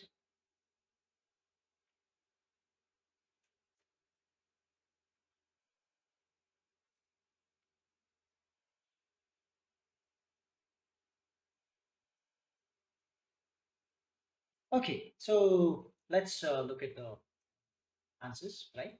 So the first question says x is being assigned with the value 24, right? It means x is fixed and its value is not going to change, correct? So that means it's not a random thing at all, right? So it is no more a random variable, right? So there is no question of it being discrete or it being continuous, right? It is a deterministic variable. I know that it is fixed, right? So if you remember previously, we had discussed a similar case earlier, right? In one of the previous slides. So that means the answer for this is the deterministic variable, right? You can determine that it's x equal to 24 is fixed. Okay, so the second question, maybe few of you have got confusion in this part. So you see, x is given as a value like 12, 35.5, and 78.1, right? We know that x can take one of the three values, correct? It's a discrete, it's a variable, it's a random variable for sure. When I do an experiment, I may get any value, right? Out of the three, I'm not going to get 12.5. No, I'm going to get 12. Second possible value will be 35.5. Third value will be 78.1. Only these three. One of these three will come. Means what? I cannot get just 35.55. No. I cannot get 35.49. No, that's not possible, right? So it is a random variable for sure. One of the three will come, but the number of possibilities are fixed. Refer back to the definition of countable. Am I able to count the possibilities here? Yes, only three, right? I don't have infinite possibilities. Only when you have infinite possibilities, it may become a continuous random variable. It will become continuous only if you have infinite count. So I cannot write a equation if you have, right, uh, infinite values possible for a event like this. So because of the two reasons, right, this actually becomes a discrete random variable. Okay. So answer to the second one is discrete.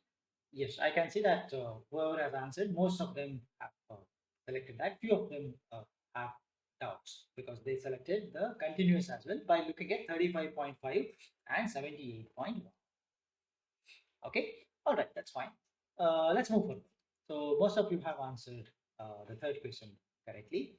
Length of a left side obtained when you break a stick, right? It can be any number that may come, right? Again, you see that I cannot give a value of x from this number to this number because it's actually that there are infinite possibilities, right? So equation cannot be given, or I cannot create a set or something.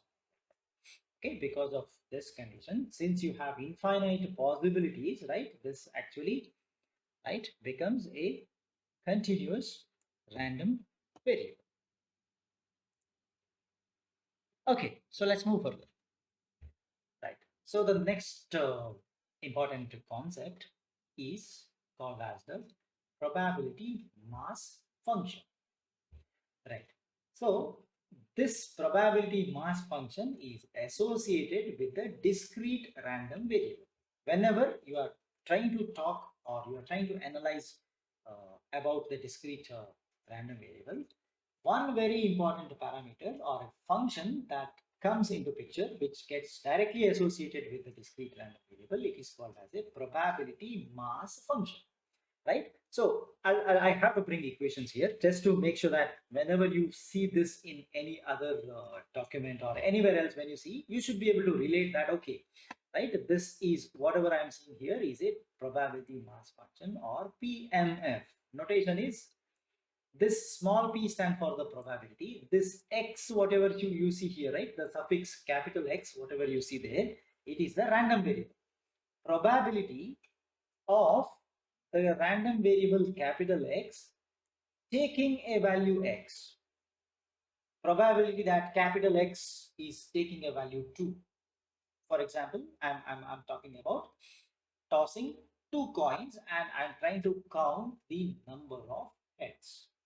Okay, what is the probability that I get two heads is my question. So in such case, I'll try to write in this way. So probability that capital X is equal to 2, right? Because my experiment, what I'm trying to do in my experiment, I'm trying to calculate the what is the probability that I get two heads.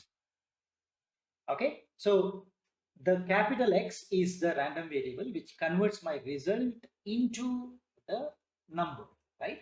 What is the probability that the number that comes from the random variable or the random variable takes is equal to 2 is my question. Okay, so can you try to answer that? Is it possible? Right? Just think, I'm tossing coins. I'll repeat the question. I'm tossing two coins. Simultaneously, I hold two coins and I toss. What are the possible outcomes? You know, head, head, head, tail, tail, head, tail, tail. Correct? So these are the possibilities. Now, my question is that, right? I define a random variable, right? That random variable actually counts the number of heads. Okay. So while you count the number of heads, the result could be 0, 1, or 2. Okay, I hope that is also that should be pretty straightforward and pretty clear for you. So my question is that, right, I'm going to ask the question in this fashion. What is P of capital X equal to 2 is my question. Okay, you have to give a probability as answer. You know the condition, it cannot be negative, it cannot be more than 1, it has to be 0 to any number between 0 to 1, right? That's what I'm expecting. Yes, we are open for oral answers as well as the chat. Okay, anything that comes into your mind, you do the calculation, put the answer or give me the answer orally. Okay, so I just write what is my question here so that, right, everybody can answer. So my question is that what is this P of capital X taking a value that is equal to 2? Is my question.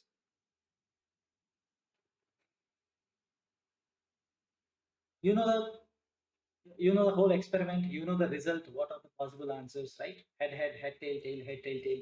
I convert them into the numerical values by using a random variable, and using that random variable I am asking a question, right? So the question is, what is the chance that my capital X takes a value 2? In the sense, what is the chance that you get two heads is actually that's the question. If I ask the question in that way, you will answer, correct? Okay, we have one answer saying that 0.6. Okay, we will check that.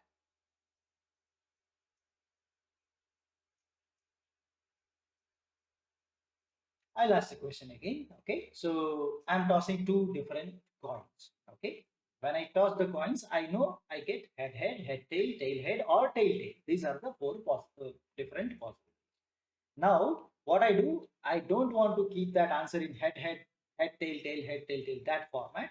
What I do, I convert that into a random variable. Random variable in the sense I have to define an event.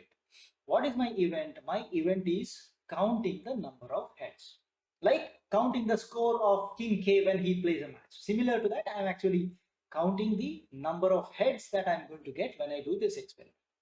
Okay, so my question is that what is the chance that this random variable takes a value equal to 2? What do you mean by value equal to 2? When you toss the coins, both of them should be head. Then only that X gives you an answer.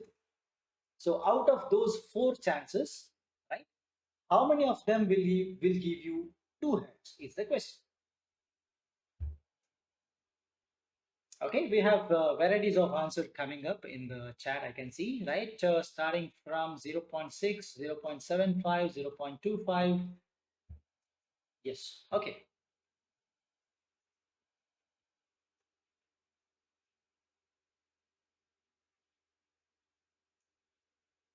Probability of, no, I'm not asking in terms of heads. I'm asking what is the probability that my random variable capital X takes a value 2.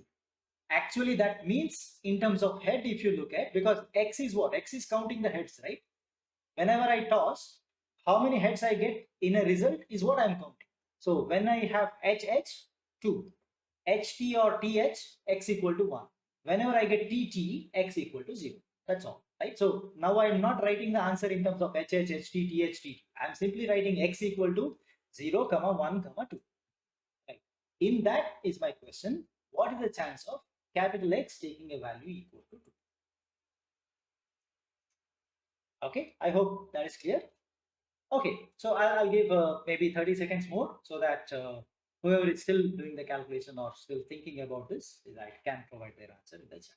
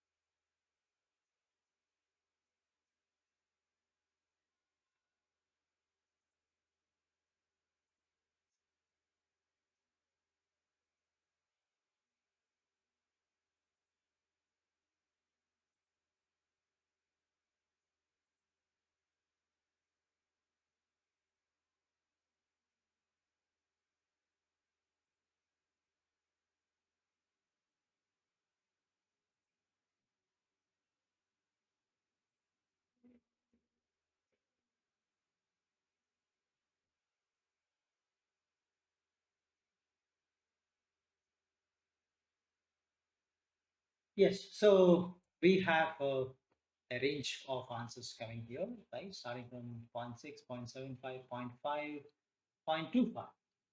Okay, in order to answer that, what is the probability that X takes a value equal to 2, right? I need to go back and I need to check the sample space, right? In this case, we know that our sample space is nothing but head, head, head, tail, head, and tail, tail. Now, corresponding to each answer, you convert them into a number, right? In the sense, HH means 2, HT means 1, okay? TH means 1, TT means 0. Now you see my sample space actually has 1, 2, right? 1 times it is coming as 2, twice it is coming as 1 and 1 time I'm getting 0, right? So corresponding to the values, right, which I actually write in terms of text, like HHHT, right? I have 4 answers, out of which only one of them is giving you 2, right? So that's why I said, if I ask a question like, what is the probability of getting 2 heads, you will directly answer that 0.25, because you know the calculation that is supposed to do by using any of the approaches or any of the definitions we have given for the probability, right? Most frequently, people use the frequency based approach, like one time you get 2 heads out of all the 4. But you see, when we define the random variable into picture, slightly it becomes tricky because right, most of you have calculated in some different way, right, and obtained the answers such as 0.75, 0.5 or different. Now you understand that it is actually when I said x equal to 2, it is nothing but what is the chance that you get two heads? Okay, right? I hope it is clear. I'll change the question, right? So that it's another exercise for you. Very, very simple one. Okay, so let me make sure that this is not 2. Let me say this value is equal to, I'll just write 1. Okay, yeah, please go ahead. Do the similar calculation and put your answer in the chat, or even you can give the answer or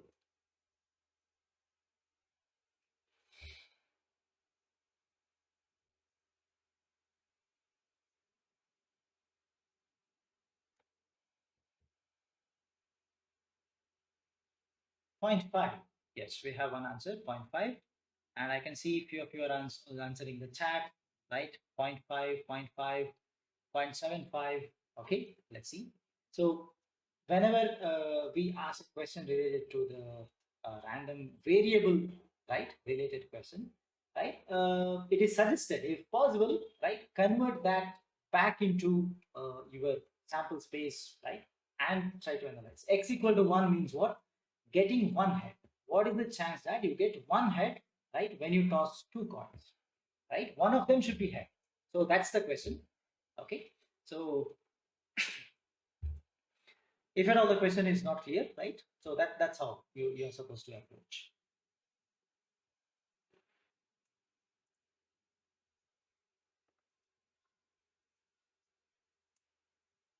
So we are calculating the probability here, right? So Somesh, kindly verify your answer. You're saying 3, so it is not going to satisfy our basic condition of probability, right?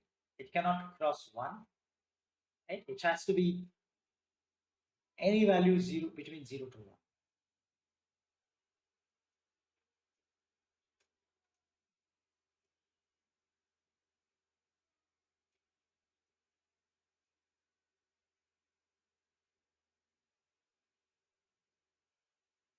Tossing two coins 4 times. What do you mean by 4 times? 4 possible answers, right? Okay, if you are writing, okay, how many times it will be head, right? So how many times it will be head in the sense when I my question is different. What you are thinking is slightly different, I guess. So I tossed two coins, okay, right? What is the chance that, right, I get out of two coins at least one of them should be head, right? That's my question.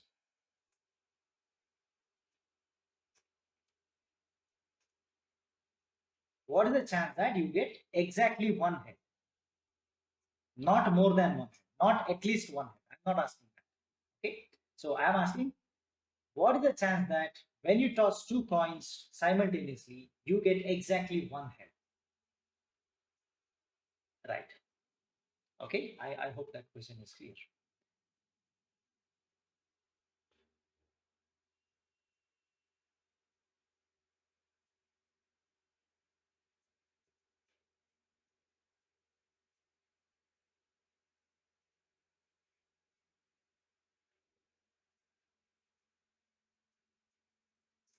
Okay, so right, again, go back to the actual set of the or the sample space. What is the sample space? H. When I toss both coins, I can get head. I can get head tail here or head tail here. So HT, TH, then TT. Both of them can be taken. Out of these 4 cases, how many of them will generate X equal to 1? HT or TH. Both will generate 1 and 1. Correct? There are 2 cases which will generate X equal to 1 out of total 4 cases. So 2 by 4, yes. So the expected answer is equal to, right, 0.5. Is that okay? Right? So just analyze in that way so that it becomes clear. So the probability, yeah, I'll repeat.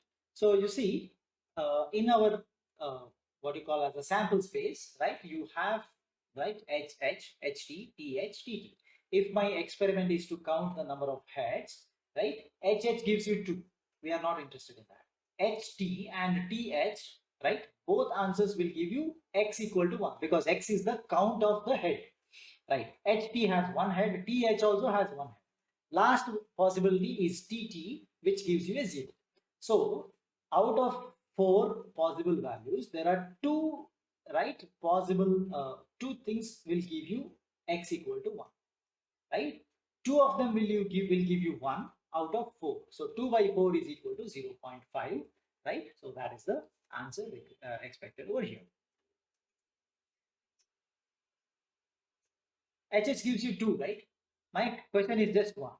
What is the chance of getting only 1 head?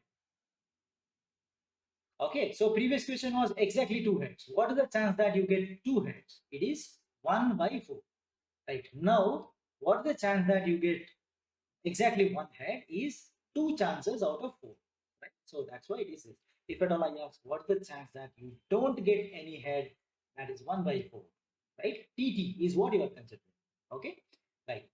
I can actually change the question. What is the chance that you get at least 1 head? You have a different answer. Okay, just think about that. Right? I'm coming to that at a later stage. Anyway, so if I ask a question in that way, that is a simple question. If at all I want to ask the same question, at least 1 head in terms of the random variable, I will be asking what is P of, right? I'll try to write that. Anyway, we are not going to solve that here, but I'll try to make a question here. What is the probability that the X takes a value greater than or equal to 1? This means X can be 1, that is 1 head. X can be 2 because in my sample space I have 2 things, right? So X is 1 or more than, right? Anyway, so you can think about that and then you can try to answer. Okay, so we have the answers being given in the chat as well. Okay, all right. So that's right. That's the thing that is related to a different way. So now our intention is not to do this calculation, but we are trying to bring a probability mass function. Now, what do you mean by probability mass function? Whatever value this random variable may take, for example, it can be 0, right? X can be 0. If my experiment saying that I'm counting the number of heads and there is a possibility of 0 heads coming up. What is the probability? That is 1 by 4. Okay, so at 0 I have a value. I try to plot. It's a simple plot. At X equal to 0, something like this. I'll try to draw something here. Right, so this is the X value, right? This is X at X equal to 0. In the sense no head, I know that this value will be coming, that is 1 by 4. Okay, then I write a value X equal to 1. I know that its value is 1 by 2, right? So that's what I try to plot here. This value will be 1 by 2. Then at X equal to 2, that is at H, I again have a same value like this. Okay, that is also 1 by 4, right? So you see, actually you are generating a function, X versus P of X. In the sense, what is the probability that, right? What's the probability that our random variable X takes a specific value small x, right? So whatever you see here, 0 is a small x, 1 is a small x, 2 is also a small x. So that's what is this. What is the probability that my random variable capital X takes a specific value small x? Small x can be, it depends on the experiment.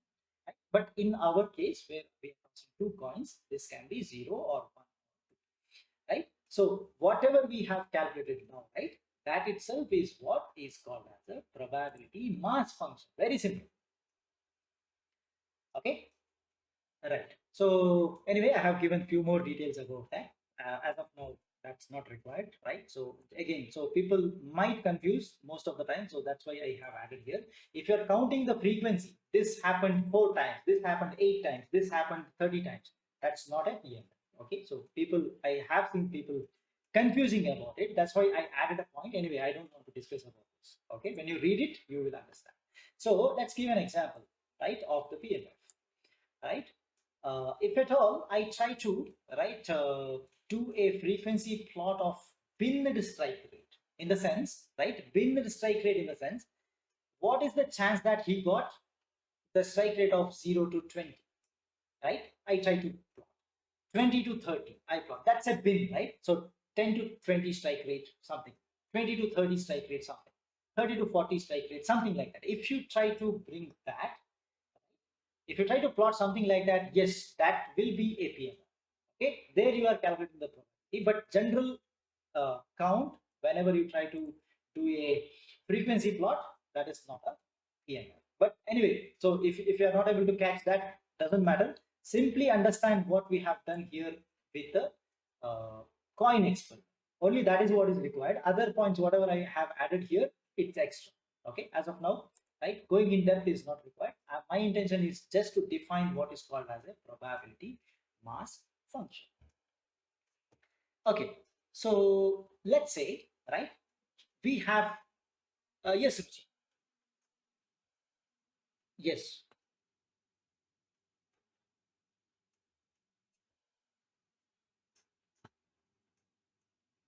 Okay, my mistake, my mistake. Kindly correct that. This has to be lesser than or equal to. Okay, there is a printing error, right? Kindly correct that. So I'll rectify that when I give the notes. Okay, so please correct that. So this has to be lesser than or equal to. Thank you for pointing that out, Ruchi. So when you take the sum of all the probabilities, that will be equal to 1. Right? In the previous case, 1 by 4 plus 1 by 2 plus 1 by 4. Add them, you get 1. Okay. All right. So let's move further. Uh, Increasing the bins in the sense I'm moving from a discrete to the continuous case.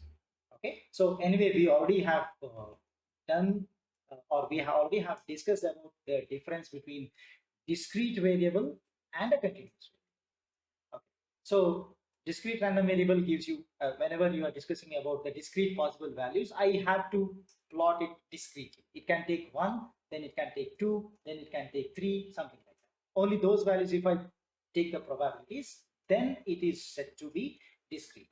Now, what I'm supposed to do when I have all the possible values between say 0 to 10, it can be a continuous, it is actually a continuous variable.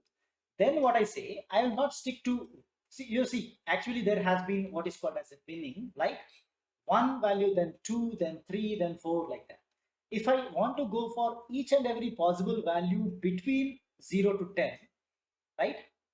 First, what I do, I split, right? Every 0.5, 0.5, 0.5, I try to plot. In the sense, 0 to 0.5, this probability. 0.5 to 1, this probability. 1 to 1.5, this probability. Like that, let me say I have. But still, that is what? That is nothing but that is still a discrete, right? 0 to 0.5 only I'm considering. That's actually a discrete equivalent. When you say I want to go for a continuous case, what is the number of bins, right? In the sense, how many pieces you are supposed to consider? Infinite pieces, because every point is a value, right? Not just 0 to 0.5. 0 to 0.25, 0.25 to 0.5, everything should be plotted. But that is also not sufficient. Split it further. 0.0 to 0.25, you have to split it a larger number, right? Not just like 1 or 2 pieces. That's what I'm saying, right? So increasing the bins is what converts your moves into the continuous random variable. So the variable becomes continuous when you have a lot of bins. Increasing the bins is what we say. This is another definition, that's all. Okay, don't go in depth about this if you feel this is pretty difficult. Go back to our older definition. Okay, I found this in another reference. So those who want to look at a different view of the concept, how the discrete and continuous you can relate, right? You can use this, right? So anyway, so corresponding to the PMF in the discrete case, right? We know that in a discrete, we have calculated what is the probability that the random variable capital X takes a specific value small x. Small x in the sense it can be 0, 1, 2, like the fixed values which you have, right? Because discrete takes only the discrete, what you call discrete values, isn't it? But now you see, when we say that we are moving ahead and we are trying to represent something like a discrete event, right? So what we'll be performing is called as, right? It is referred to as the continuous variable, and equivalent of continuous variable, right? The PMF equivalent in the continuous case is called as a probability density function. Okay, probability density function is pretty much similar to the probability mass function. You see, in the probability mass function, I am actually calculating what is the probability that the capital X takes a specific value, like 2, like 1, x equal to 1, x equal to 2, x equal to 0. This is what I calculate. But exactly calculating x equal to 1 or x equal to 1.5, x equal to 1.25, x equal to 1.22333 is actually impossible when it comes to the continuous variable, because continuous variable also will have the similar discrete plots, but you connect the discrete plots, it becomes a continuous, right? So my function is continuous. I have, right, I cannot identify what is the value, what is the probability that x takes a value 1.2577, right? What I can do is I can actually, right, find out the small range, in the sense, let me say I'll move from x to say t. What is the probability that the horizontal axis, I call it as a t, takes a value between x and x plus delta? It is very close. I wanted to calculate 1.5. What is the chance that my random variable capital X takes a value that is equal to 1.5? Okay, but 1.5, exactly pointing that out is too difficult, because very close to that, very close to the 1.5, I have 1.499999. Again, on the right side, very close to the point 1.5, I have 1.50000001, right? Very, very minute space. So what we do, we perform the integration. Okay, so from what is the possibility, what is the probability that the x takes a value, right, in the vicinity of that particular number? I wanted to go for 1.5, right? My intention is to look at what is the probability that it takes the values in the vicinity of that number. So that means, you see, this is what is our representation, right? We will not write p of x equal to x in case of continuity. Whenever you are looking at the continuous function, right, you will try to write it in this fashion, right? You understand this word, right? Infinitesimally small interval around x. 1.5 means it's very close to that, right? Very close to x on the left side and very close to x on the right side. What is the probability that your value probability comes close to that 1.5 is what we calculate. So this is actually the difficulty with the continuous variable, nothing to do with our mathematics or anything, right? So mathematics define that in the same way, because since your variable is continuous, specifically pointing it out as 1.5 is impossible, because very close to that you have 1.499999, right? Very close to that on the right side you have 1.500001, right? So I cannot touch the exact point as 1.5. Whatever you can make out is an approximation close to that 1.5. This is the possibility, right? So because of that definition, right, you see our representation changes when we come to the continuous variable. Okay, so this is the probability of x, p of capital X, coming closer to x, small x. Okay, so previously we looked at what is the probability p of capital X is being equal to x. Now, because of the restrictions we have, we cannot touch that. Okay, so that's one point I want you to remember. Okay, again, in case of the PDF, this is the PDF, right? This is what we call as a probability density function, right? It is useful to use another version of that. We don't call it as a probability density, we call it as a CDF, that is a cumulative distribution function. Okay, now you see here it becomes more easier for us to understand. Okay, why? Because look at my representation. Probability that the random variable x taking any value lesser than the x. That is easier for us, right? I'll try to give let me try to give an example, right? If I try to write this is the This is the x value. And if I try to consider the standard normal, right, you know that. What is the probability that x takes a value less than this small x? Is nothing but what you are doing. You are calculating this complete area, right? This complete thing you are calculating.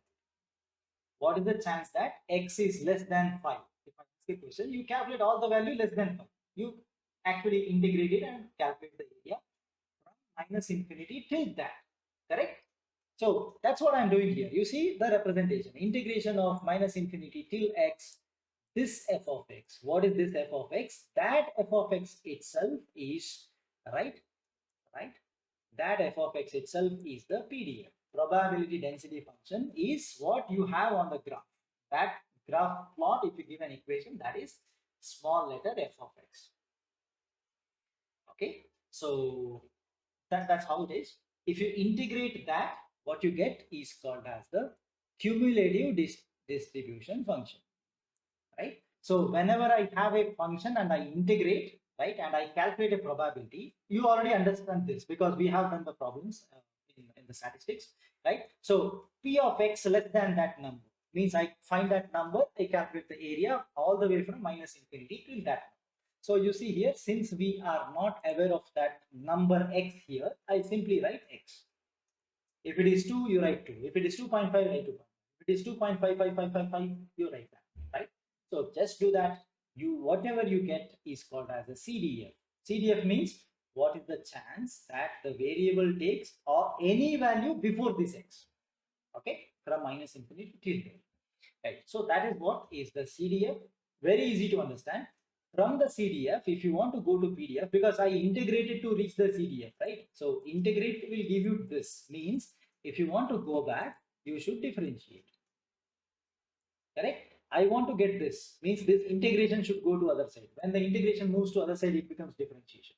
So you see, right? Small f of x, that is the PDF, right? Our intention is to look at the PDF. Okay, so PDF is actually defined in two ways. One, you can use the mathematical representation, which says that I cannot point out a exact value in a discontinuous case. So I have to look at the surroundings, right? Look at the region near that, and you can do that. That means it is integration. That's fine. Okay. The other way around, if you want to do the calculation, right, you are supposed to, right, use this, right? I define what is called as a CDF, cumulative distribution function. I differentiate that to get the f of x. Okay, so two definitions do exist, right? You are free to follow whichever you want. Okay, there are many other versions or many other definitions also we can find, but I suggest you to follow one of them. Okay, one of these, not to go with the others, right? Which I find uh, my students finding them as difficult. I have observed that. Don't go for any other definition, right? Try to stick to one of these. Okay, all right. So now let's go to another concept that is actually the mean, right? Whenever we are conducting an experiment, we have a random variable associated with that. Now the next step comes into picture. From the PDF or the PMF, depending upon whether you are following, you are creating a discrete variable or a discrete random variable or a continuous random variable, we have either PMF or PDF available for us. So if you look carefully, this PMF or PDF gives you a clear picture of the results of that experiment in terms of the probability. What is the probability that my result is equal to 0? What is the probability that my result equal to 1, result equal to 2? Even if it takes more values, like result equal to 4, result equal to 5, result equal to 100, right? If at all your results are, so event can yield any of the result, you definitely have the probabilities associated with that.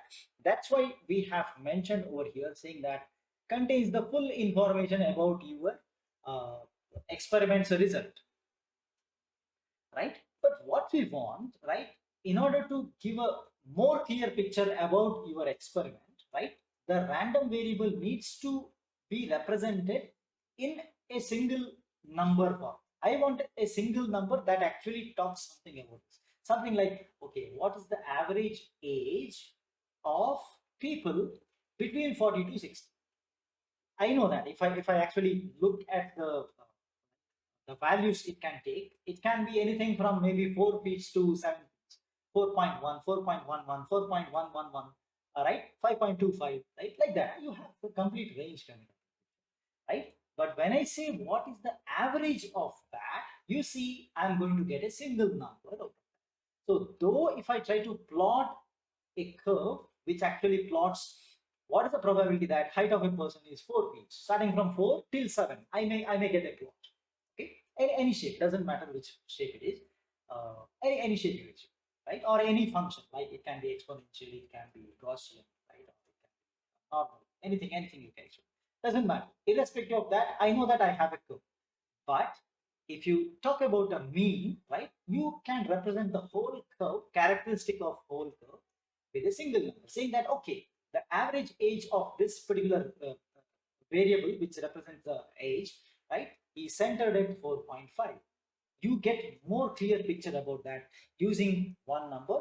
Again, I have written two numbers because you can go for mean and variance, because variance is, or the standard deviation is going to give you what is the width of that pulse, what you do, correct? So because of that, I have even written the two numbers. That's also possible, right? So our intention is to represent, give a right, instead of looking at each and every possible values or even the probabilities, I want to look at what is called as a central tendency, right? Central tendency is most of them fall under this particular value. In the sense, if I'm measuring the height, most of them, right, is something close to 4.5.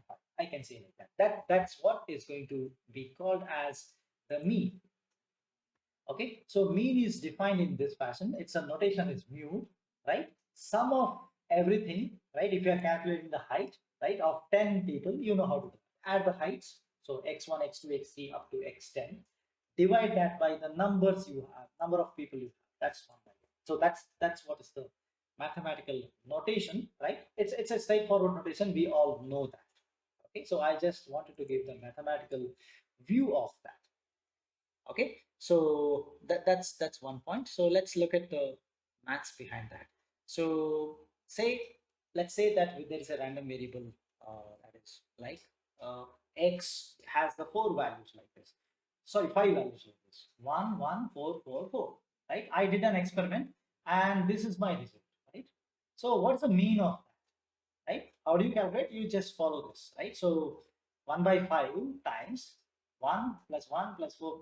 That's actually the simple implementation of my previous code, right? So it's 1 by n, so 1 by 5 into sum of all the values, right? So you can see that it's 1 plus 1 plus 4 plus 4, right? So again, I'm trying to give a different picture over here. Why this expectation or mean is going to give you a big picture. I told that I want to represent the whole thing using a single value, right? That's what. So how this single value represents your whole curve is what is my point. So you see here, instead of doing this calculation, right, what I do, I'll try to split this, right? I try to split and I'll try to write it in this fashion. You see, 1 by 5, because this 1 repeats 2 times. So this is 2 into 1. The 4 repeats 3 times. Okay, so because of that, I'll write 3 into 4. Okay, now the values taken by my random variables 1 and 4, I keep them as it is. You see here in the next step, 1 and 4 are kept as it is.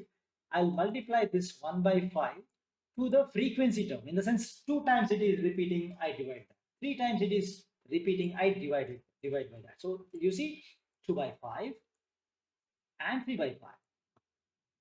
So what is the use of writing like this? Will it give me any other way, or can I understand something new from this? You see here, what is this 2 by 5? 2 by 5 is the probability that x takes a value equal to 1 out of 5. 2 by 5. You see that's what is this, right? So the 2 by 5 is nothing but probability that x taking a value equal to 1. Okay, into that value itself. P of x equal to 1 into x. Can you see? This is a x value. Next, you see I have 3 out of 5. So this is P of x equal to 4. That is equal to 3 by 5. Correct? Into the number itself, that is 4. So if you do this calculation, I'm still getting the same mu, right? Which I'm going to get in this case as well. That's why we write a. So if you look at the textbook, sorry, I'll slightly move ahead. Okay, so if you look at the what you call as the textbook, directly you see this equation. The mean is actually calculated by using this last equation. Now I just showed you how do we get that. Okay, in the most simple fashion. There is a derivation which takes pages altogether. Don't want to go to that. Okay, so expectation in the sense the mean is actually nothing but summation p of x into x. That's what is the equation. P of x means what is the probability that the variable takes a specific value into that x. P of x, that is x equal to 4 into 4. Take a summation, you get that. Sum of everything will give you that answer. Is that okay? Do we have any doubt so far? Calculation of mean or anything related to that? All right, so let's move further. Right, the same thing, the expectation of a small event I try to explain here. Yes, go. Please go ahead. Yes. Hmm. Perfect. Yes.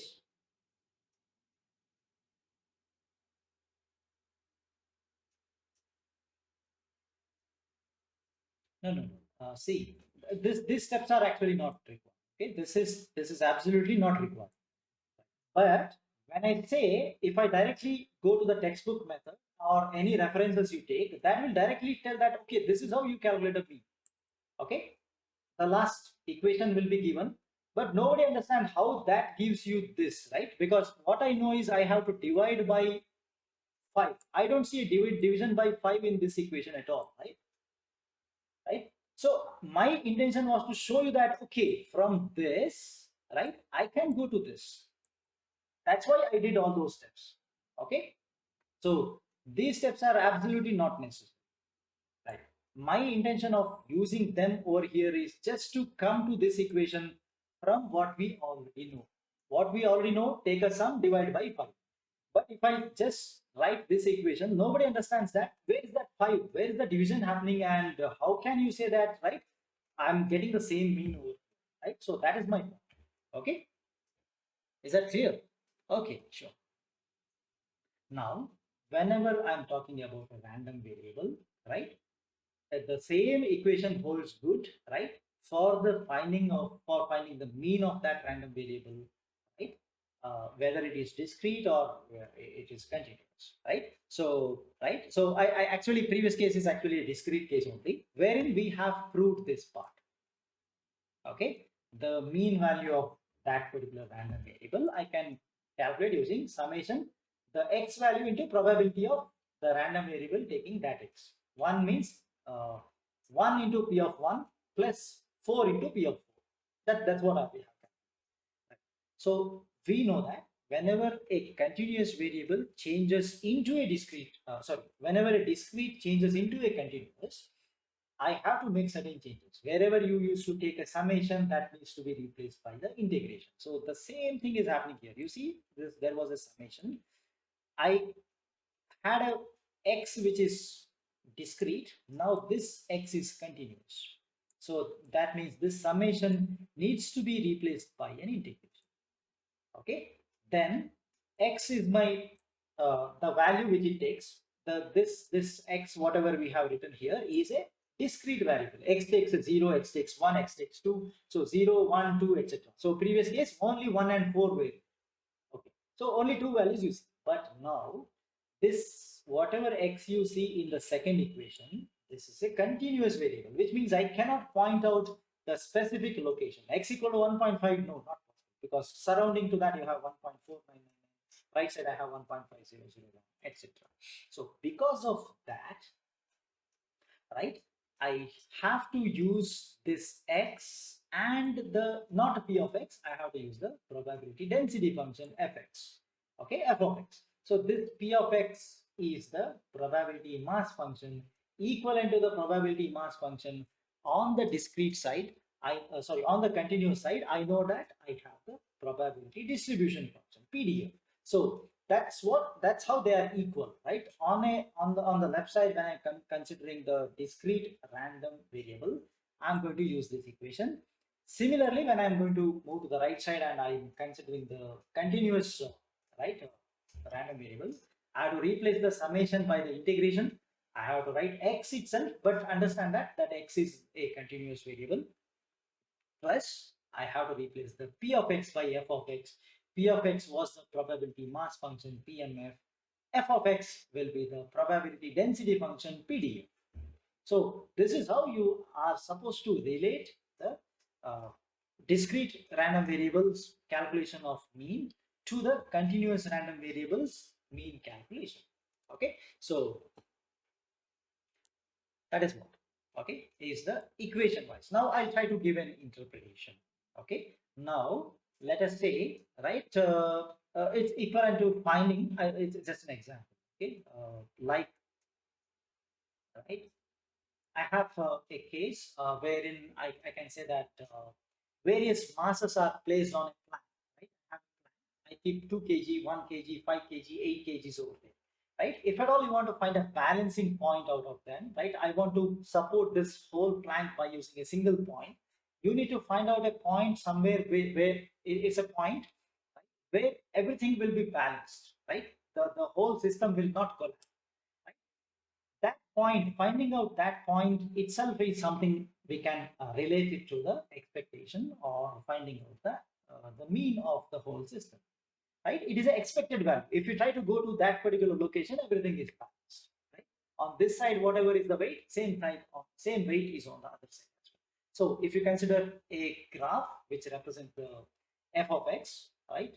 So it's called as a mean where most of them, right, are lying at the center. So that's the point which we are considering that as the expectation. All right. So time for the quiz 3, right?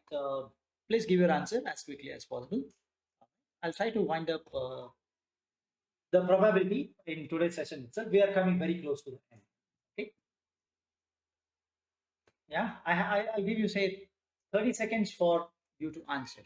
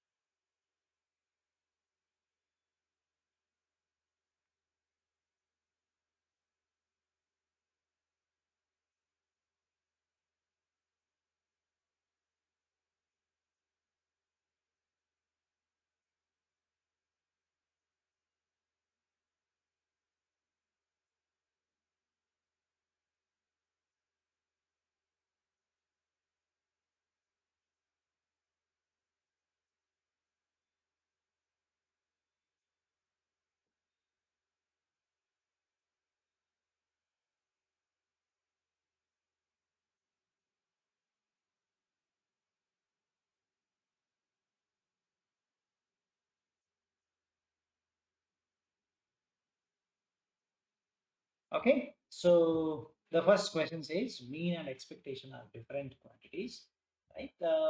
It's something like if you have fixed values, right, you can call it as mean. If you're considering a random variable for the same quantity, you will call it as the expectation. So actually, they are not different, they are the same. Okay, fine. So that's the answer, right? Then expectation is a random variable, right? Expectation is associated with the random variable. So for a random variable, I'm calculating some fixed value. So that is not going to be a random. Okay. Then expectation is a probability. Yes, it's a probability of taking some value, right? So that's why. And the PMF is PDF per unit length, right? It's not that way. It's a reverse. It's the other way. PDF can be considered as PMF per unit length. Okay. So anyway, I'll quickly move forward. Okay. So that Okay. Yes, yes, yes. So for the first one, it says that they're different. It's not different, they're same. All right. So expectation is a random variable, right? For a random variable, we are calculating expectation. So expectation cannot become a random variable, right? So that's also false, right? Expectation is a probability, right? In some sense, yes, I'm trying to calculate a probability of something. What is the probability that it becomes at the center, right? So that I can consider as true. Then this is false. Okay, this is other way. PDF can be considered as PMF per unit. Okay, so that's also false. Okay, all right. So I have to define one more thing here. That is what I call the variance and the standard deviation, right? So, right, we already have used this, so I can go pretty much quickly over here. So there is a mean value that is calculated.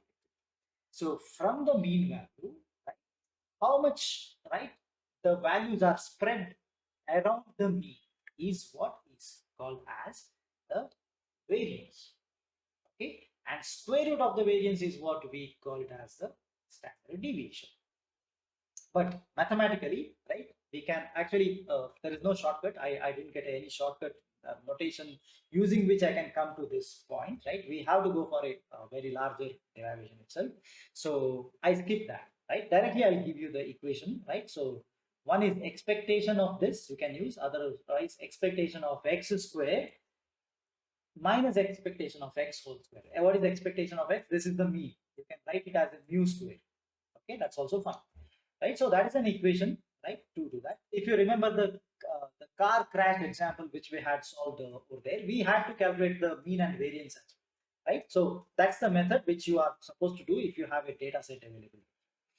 Okay, so we need variance, we need standard deviation in some case, right? Depending upon the application, again, the direct probability wise, you may not find an application directly to apply this in some practical cases. But anyway, since we have done the statistics part, you know where to apply it, right? So finding out of finding the fractions, finding out of the mean of certain population, etc. We already have applied them, right?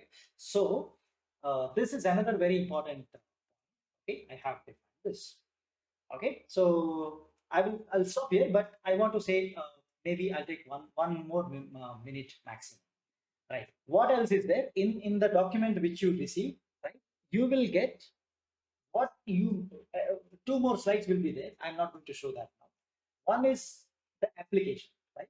So that talks about probabilistic modeling. What do you mean by probabilistic modeling? There will be one slide about that. Okay. It's just an application based thing, right? You don't have to go through that in very detail, and you don't have to understand that, because it's going to come at a later stage when we go to the machine learning or deep learning or the various applications. That's what will be there. Okay, and another one slide is there, which is actually going to talk about the where do you apply, like prediction problems. What do you mean by prediction problem, and how can you use probability over there to make some predictions? Okay, two more things will be there after this slide. Okay, so anyway, time is running out, so I couldn't touch that, and if I go there, I have to explain a little bit in detail, so that's why I'm not touching them. And anyway, that's not a part of our course syllabus as well. When you look at what are the things we need to cover under the probability, it's not a part of that. That's why I'm not opening that as well. Okay, so do we have any doubts with whatever we have discussed? Okay, so I hope this session is useful to you, and I appreciate your effort and the patience listening to this. Okay, so we'll meet in the upcoming session and we'll continue our discussion and we'll move towards the data science. Okay, so have a great week ahead and we'll meet in the upcoming class. Thank you, everyone.